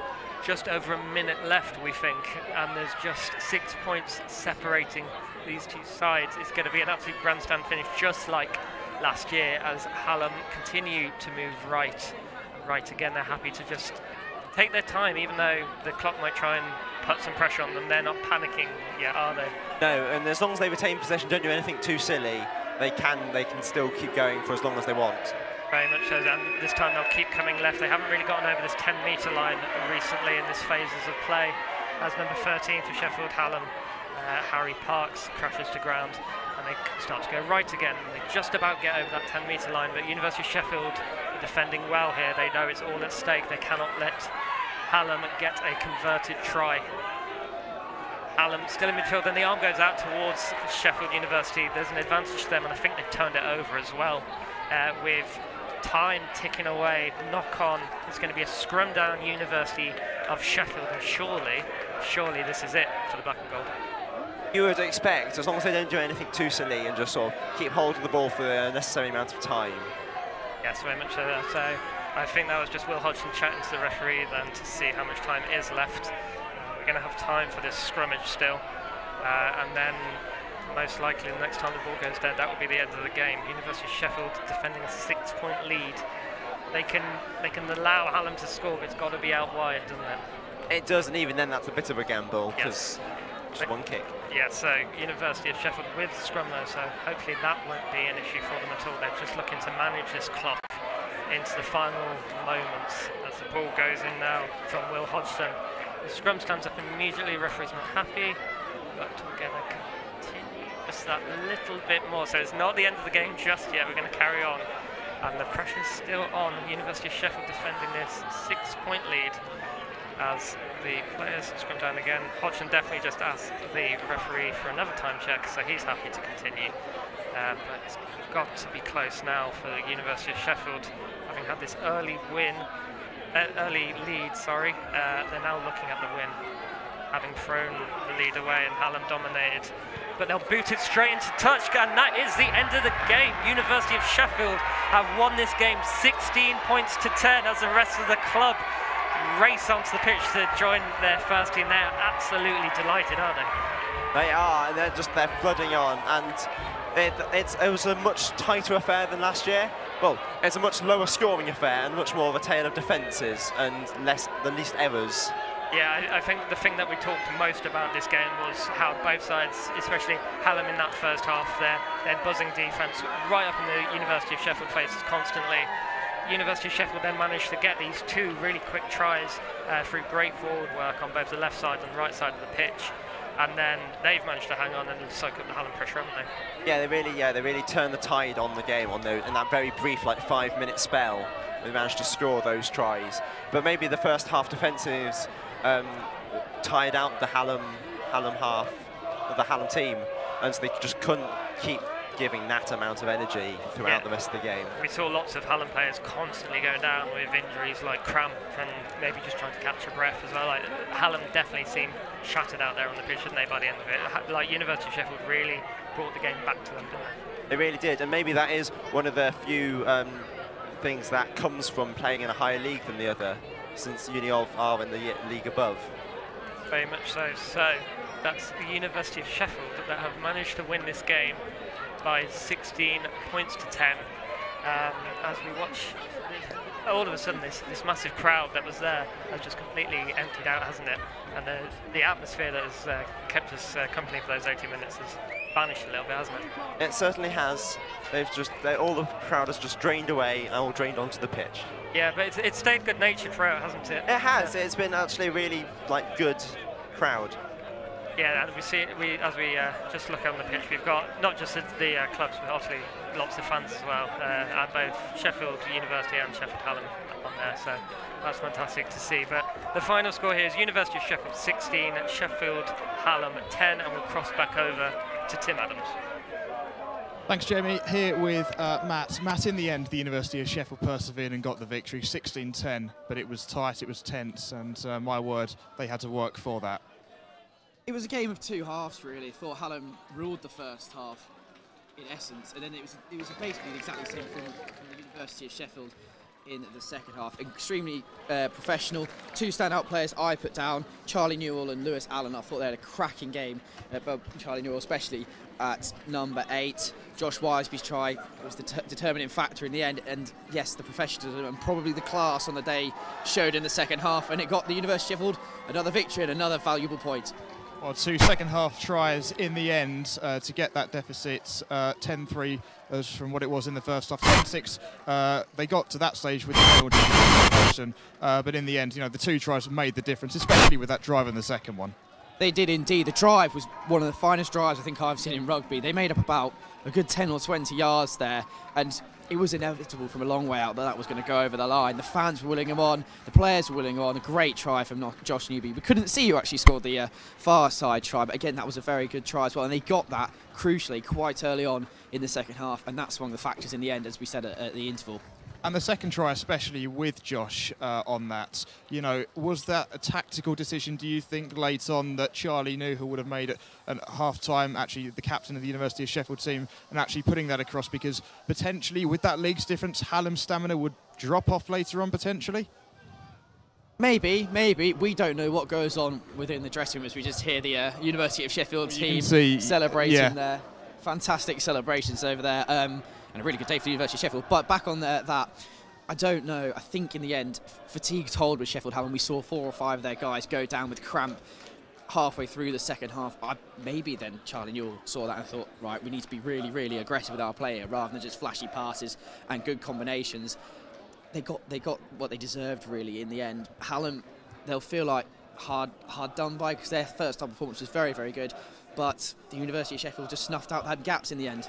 Was it a tale of 2 halves almost? And in that sense, did Hallam almost work too hard in the first half? I know it's unfair saying that because you can never judge on the second half. But again, I go to that league difference. If Hallam, let's say, were in the University of Sheffield's league and they had that start that they had, would they have coped better in the second half, do you think?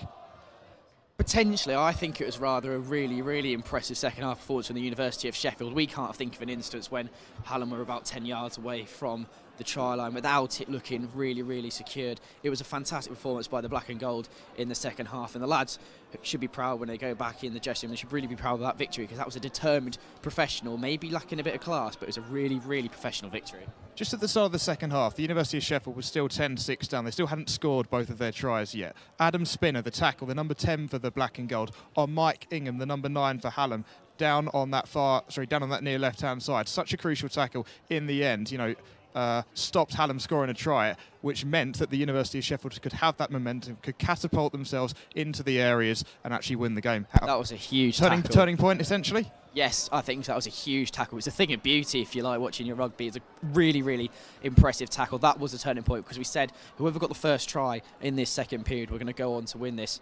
Black and gold have done it, and they've done it again. They've backed up their victory from last year. It's a bit more comfortable than it was from last year, and again, they should be really, really proud of what they've achieved. Well, we have some interviews on the pitch. As you can see, the noise behind us, it's pretty loud down there. So Josh White with some of the interviews from that match.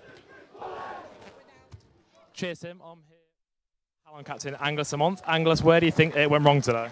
I think the main things are discipline. That's the big thing that let us down. We put ourselves into a nice position, and it's just our own little errors, our own little lacks of discipline, the too many penalties, things like that came back to bite us on the bum, effectively. So it's a big shame, big shame. Obviously, everyone wants to win Varsity. Third and final one, you want to go out on a high, and unfortunately, it's our little team errors and discipline that cost us. Yeah, it was a fantastic, huge commitment straight from the off. What was said before the game to motivate the players like that? Well, I think, obviously, if you look at the leagues, they're 2 leagues above us, and they're absolutely flying in their league. We, kind of a nearly season, we got through to quarterfinals of the Cup, unfortunately lost away at Northumbria. We just missed out promotion by head-to-head by 1 point against Kiel. So we kind of said before the game, we said we don't want it to be a what-if season, like a nearly season. So we said, let's go out there, finish on a high. Bring back the victory for the boys, but unfortunately, as I said, we just fell just short, because they came in. They think they'll walk over us, 2 leagues above us, doing really well. So we said on our own pitch, we don't lose, and we came so close to not doing that, but unfortunately, lost by small margins.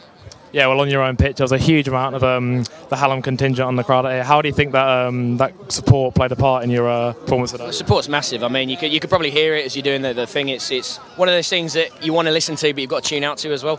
So it was tough, but honestly, everyone here was just phenomenal. And it's a big boost when you hear it. You're running out before the game at half-time, you're doing the warm-up, and all you hear is Hallam. I'm sure it's the same for the Uni of lot as well. It's a big boost to the team. Well, thank you very much, Angus. You've been very gracious. Congratulations to you, and back to you in the studio, Tim. Cheers, Josh. The first thing that Angus mentioned there was discipline, lack of discipline late on. How crucial was that in terms of the overall result for you then?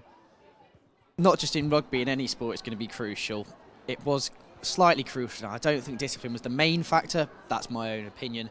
Maybe he thought there was a bit of tiredness creeping in, a bit of fatigue, and maybe that does lead to a little bit of a lack of discipline. Yes, a lot of penalties were given away, and inevitably the tries came from penalties and advantages from penalties. It's cost them, and you could hear in his voice there, he sounded really, really gutted.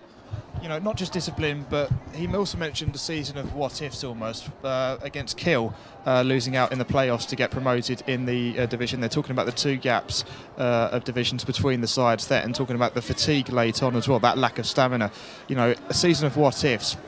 What did you think, his response will be to that in the next few years, and the team's response as well, because what ifs can usually turn into, you learn from it and then you move on and success comes in the future. Yeah, it was another case of what if today, but they should really hold their heads high, because they dominated that first half, in my opinion. If they put performances in that like that throughout the 3 years, they might be a new team. We don't exactly know how gelled they are. If they can do that, and then they'll be able to see games out. It has been a season of what-ifs, but it's been a very good season as well. To make the playoffs is no mean feat, and to also make the quarterfinals of the Cup and losing out to Northumbria, who are a very good side in their own right, it's a good achievement, but maybe they just lacked it at the final furlong.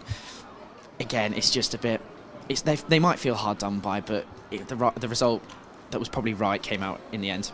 Is they did work the width quite well with Danny Rylant, their number 3 on that left-hand side, a protagonist almost the team in the second half. The ball kept going down to him on the flanks. There were times when he did get pushed out into touch, and that's, I guess, a credit to the University of Sheffield's defence there. But having that width, they still had that ability to get back into the match even after the University of Sheffield scored those 2 tries.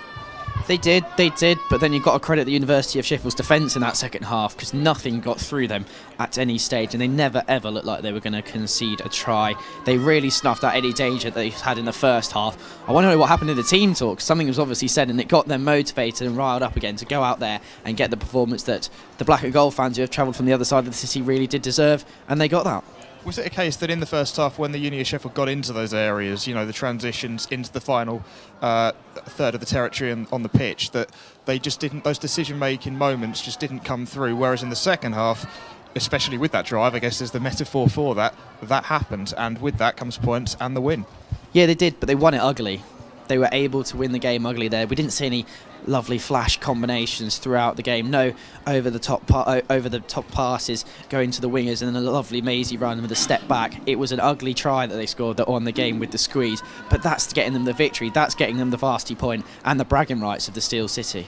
And looking at that experience, I mentioned Adam Spenner, who is part of the Sheffield Tigers team, the Rugby Union outfit in the Steel City. You know, in that middle of the pitch as well, you know, he is the one, the cog almost of the team, where the University of Sheffield were looking to play Adam into those areas. He was the one transitioning those balls into those wide areas as well. That vision, you know, once you've had that experience, how much of a help was it, not just for the team, but, you know, for the mental side as well? It is. We saw that out there, how much the professional ultimately won on the day. But also, we've got to credit Charlie Newell, the captain, who did really, really well. His professionalism shone right through as well. Yes, but that professional playing in the adult sphere with the Sheffield Tigers, they're a good team. It was always going to show through, really, in the end.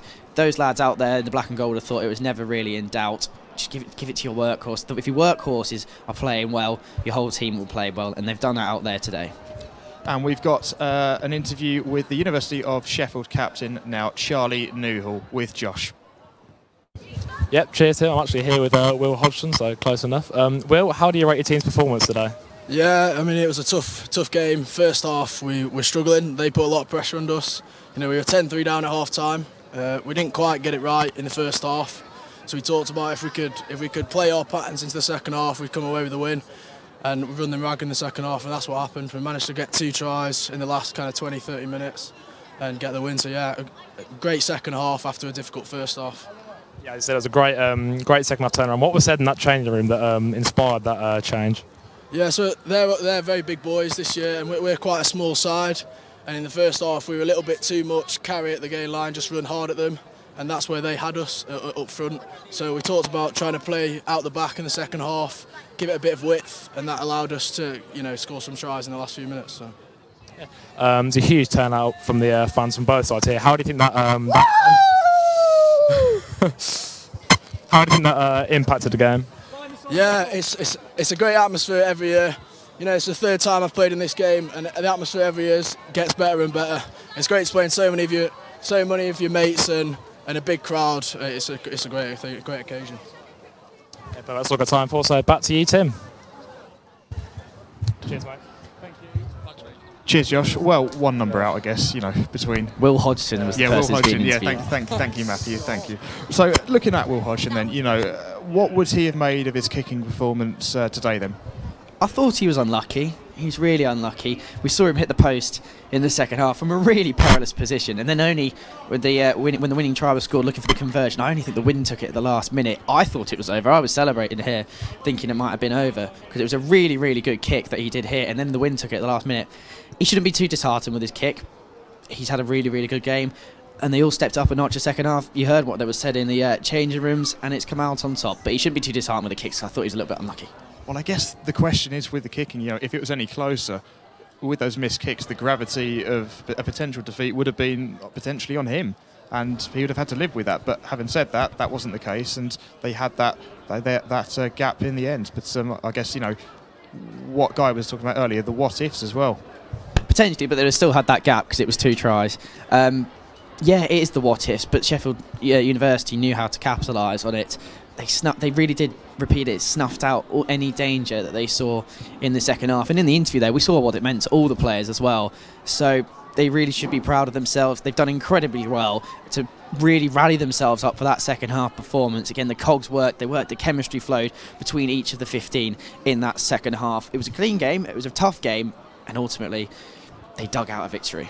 Is I guess looking at the Uni of Sheffield's experience, we talk about Adam Spinner being a regular starter for the Tigers. You got Matt Branfield, the number 15. It's his third varsity start. He's played international sevens against Jamaica and Germany, the top try scorer of the season, coincidentally. Didn't get really into the game today as much as potentially he would have liked to, but again, that experience, the fact they're 2 leagues above Hallam, proved dividends. It did, and yes, we could say he wasn't really in the game, but when one player's not really in the game, the other players are really, really in game. You've got another player on the team who's really, really functioning and flowing in the zone. We probably didn't mention him that well because he probably was having a good game. The good players sometimes don't really get mentioned as much. They all worked really, really hard in that second half. Sheffield University, again, I think it was dominated that the forward line was really, really disciplined. Nothing was coming through from Sheffield, Hallam, and in the end, that can allow your backs to get up there and go score the tries and make try-winning opportunities. It's an incredible pattern, really. You know, the fact that Hallam were up in this match at half-time by 10 points to 3. You know, in 2016. Uni took a 13-0 lead and lost 24-21 to Hallam. Then in 2017, Hallam led 12-0, lost to Uni of 16-12. And even last year, it was close, 26-8 lead it was. And the Uni of Sheffield just hang on with a 26-25 win. I guess, you know, I said to you at half-time, that pattern, would it continue? It did in the end. What do you make of that overall? Is it a bit weird almost? Weird, but trends are always meant to be broken. It's gone the other way this time round, so we really have to start ignoring all the trends. No, it's not that weird because, again, the division's told in the end, really. And yes, Hallam will be going back gutted, but they should be holding their heads held high. Again, University of Sheffield, they were just always going to come out on top, and it's another victory for them. I'm sure they'll be more pleased with that victory we saw out there today than the ones we saw last year when 3 tries were scored in the final 10 minutes, because that would have been nerve-wracking, and probably they'd have come out a little bit disappointed with that performance. Out there today, they've done themselves justice. Was it a sense of a professional job? It was gutsy, it was gritty, you got it ugly early on. Was it one that they had to win, that they knew if they didn't win, you know, the headlines would be pretty bad, and in the end that just experience just dragged them through the line, really? Yeah, well, on paper, Hallam were the underdogs, and they really didn't look like the underdogs for a good 50 or 60 minutes out there. So it would have been a bit of a detriment if they had have lost. We saw how partisan the crowds are. That would have played on their minds as well. And we saw the celebrations when the try went in. All the players were hugging each other. No matter what position they were in, they knew they really needed to get in front of that game, and they would definitely hold on to it. And just finally, you know, the fact that both of these teams have been knocked out at the quarter-final stages of the Cups this year, do you think the stamina would have played a massive part as well? A lot of games in 1 year. A lot of games, but that's what they're here to deal with. They're rugby players, some of them semi-professional. They're going to have to deal with that on a large scale a lot of time, balancing your education as well as balancing your sport. Yes, it probably did show in the end. We saw a lot of tiredness and fatigue from the Hallam team, and I can't think of an instance where the University of Sheffield players needed to be treated for cramp. Probably just shown in the end, but a thrilling game nonetheless. Well, there we go. 26-10, the final score. Sorry, 16-10. I lied. 16-10. The final score to the University of Sheffield. There, a gritty, a gutsy, a determined victory. They were 10-3 down at half-time, but managed to secure that varsity point for that. And at Hallam Sports Park today, we have had a plethora of sporting drama and action throughout the afternoon, and now we have some live call-ins for you, starting with Sam Constance in the Ultimate Women's Ones Frisbee. Cheers, guys. Yeah, thank you, Tim. So today, the age-old question was asked in the women's ones, Ultimate Frisbee, to Frisbee or not to Frisbee? And today, it was all the University of Sheffield with an 8-2 victory over Team Hallam.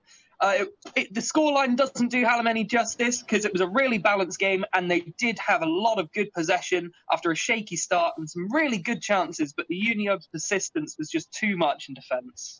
What were the impressions of the match that you got from that, Sam? And, you know, what were the reactions of the teams at the end? Yeah, so it started off a little bit shaky for Hallam. I mean, Uni of really started quite well. They went into half-time at 4-1, and then by the end it was 8-2, so exactly the same scoreline in each half.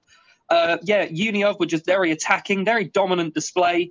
But it wasn't all bad for Team Hallam. They had some really good chances, but it was just the hounding there was just too much for the players.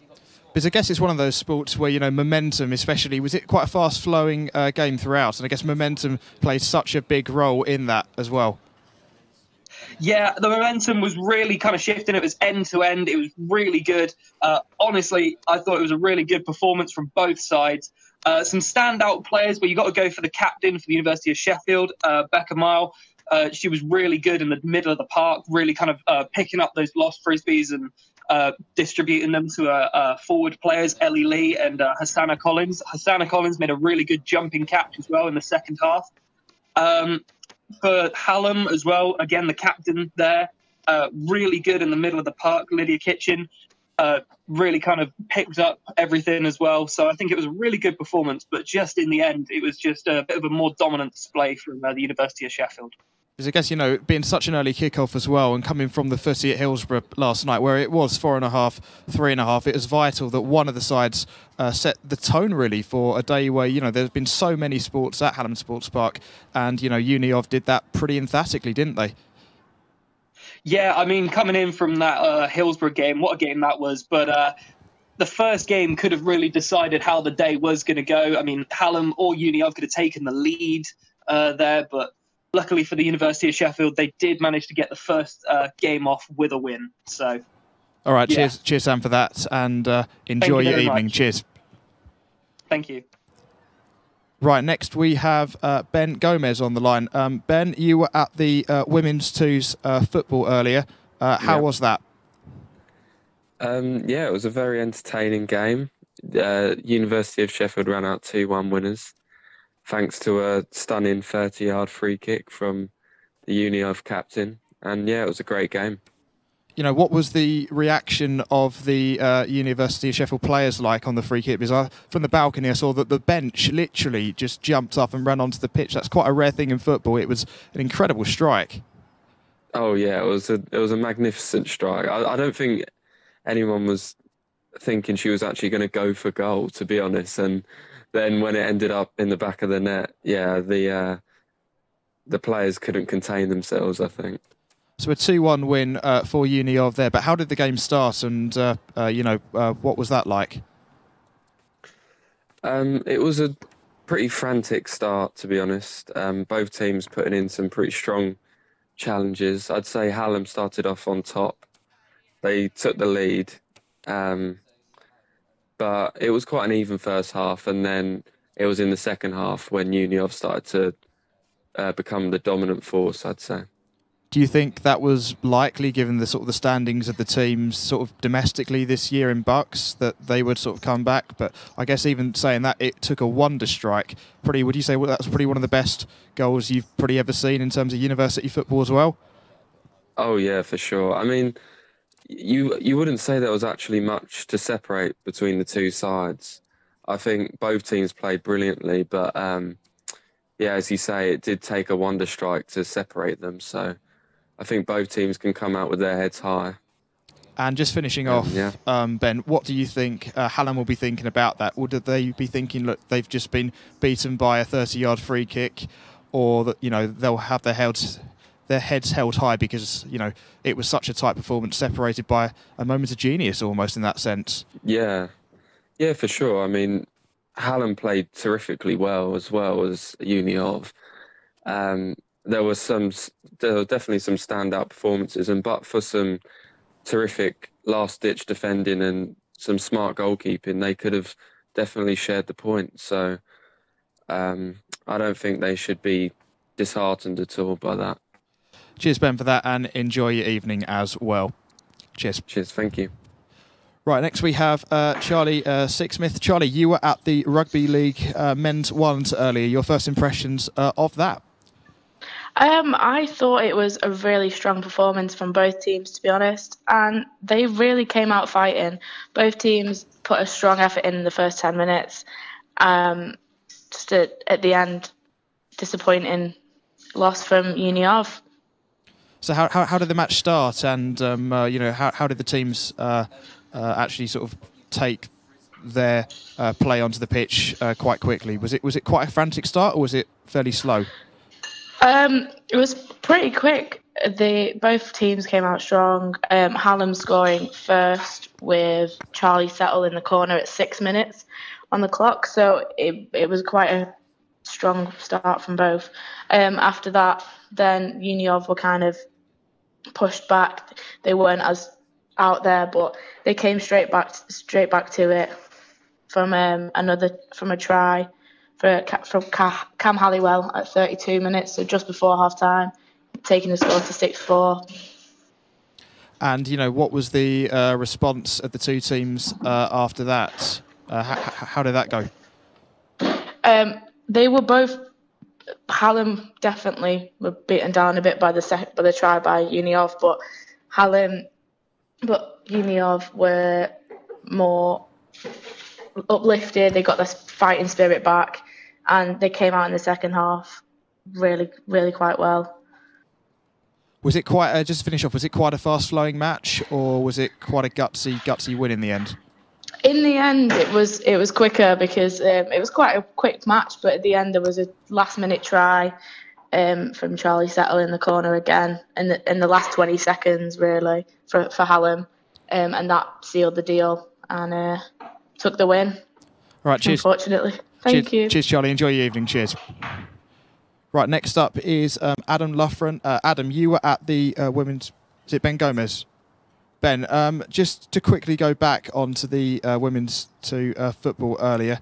I don't want to sort of continue to talk about that wonder goal, but what were the other moments in the match apart from that which took your eye for? I think that the Uniov captain just in general had a terrific performance, and I think the midfield battle was very strong and very entertaining to watch throughout and see how that developed. But Ben, you were also at the men's first ultimate frisbee as well. How did you find that? You've been doing a lot this afternoon in the sun of Sheffield. Yeah, that was also a terrific match. I mean, on paper it looks like a resounding 15-1 victory for the University of Sheffield, but it was competitive. It was end to end, and ultimately the Uniov class showed, I think, in the final score. Was it as emphatic as the score said? Almost because 15-1. You look at it on paper and you think, blimey, Hallam have been absolutely eviscerated here almost. Yeah, well, I think, not to say that the scoreline flattered Uniov, but I'd say it was a bit harsh on Hallam because they did have their chances, but it just seemed like every time the Uniov team went towards the end zone, they were just finding their man each time. And it was a bit disheartening in the end for Team Hallam. I mean, the other two ultimate frisbee scores from today, in the women's one, it was 8-2 to University of Sheffield. In the men's twos frisbee, 11-6 to Uniov as well. Yeah. With a 15-1 scoreline in your one, I guess frisbee, what I was just saying to Sam a bit earlier on, frisbee is one of those sports where it's such fast flowing. The momentum can change from one area to the other, but if you have that momentum and you can continue it, my word, you can actually put yourself on the score sheet quite a lot. And was that the case in your game as well? Yeah, for sure. I mean, speaking to a few of the players post-match, they weren't expecting such a dominant win. I think the captain said to me that it was the first time Uniov have had the clean sweep of all three. So I think it was just a case of a strong start, 2-0 up inside 5 minutes, and then they just pushed on from there and just never really looked like letting up. And finally, what was your reaction to the players' reactions at the end? Did you think they sort of reacted in the way you'd expected? Yeah, I think it just epitomised the ultimate frisbee spirit. Really, as it was a real camaraderie between the two sets of players, because straight away the first thing was to shake hands with each other, and they congratulated each other on a hard-fought game. And I think it was a nice way to end an entertaining match. Right, cheers Ben for that. And I'll say it again, enjoy your evening. Cheers. Cheers. Right, and finally for tonight we have Sam Burkett. Sam, you were at the men's first cricket match earlier. Your first impressions of that? So yeah, I managed to get to the cricket, and it was really good. It was some very close games, especially in the second innings for Uni of Sheffield. Unfortunately, they just managed to lose out by only 6 runs. Just 6. Oh wow! Yeah, meaning they drew against Hallam overall for the men's ones. So, what was the reaction of the players at the end of the match then? Hallam were ecstatic, jumping around, hugging each other, and Uni of were a bit disappointed, but I believe the men's twos won, so they're very happy with that.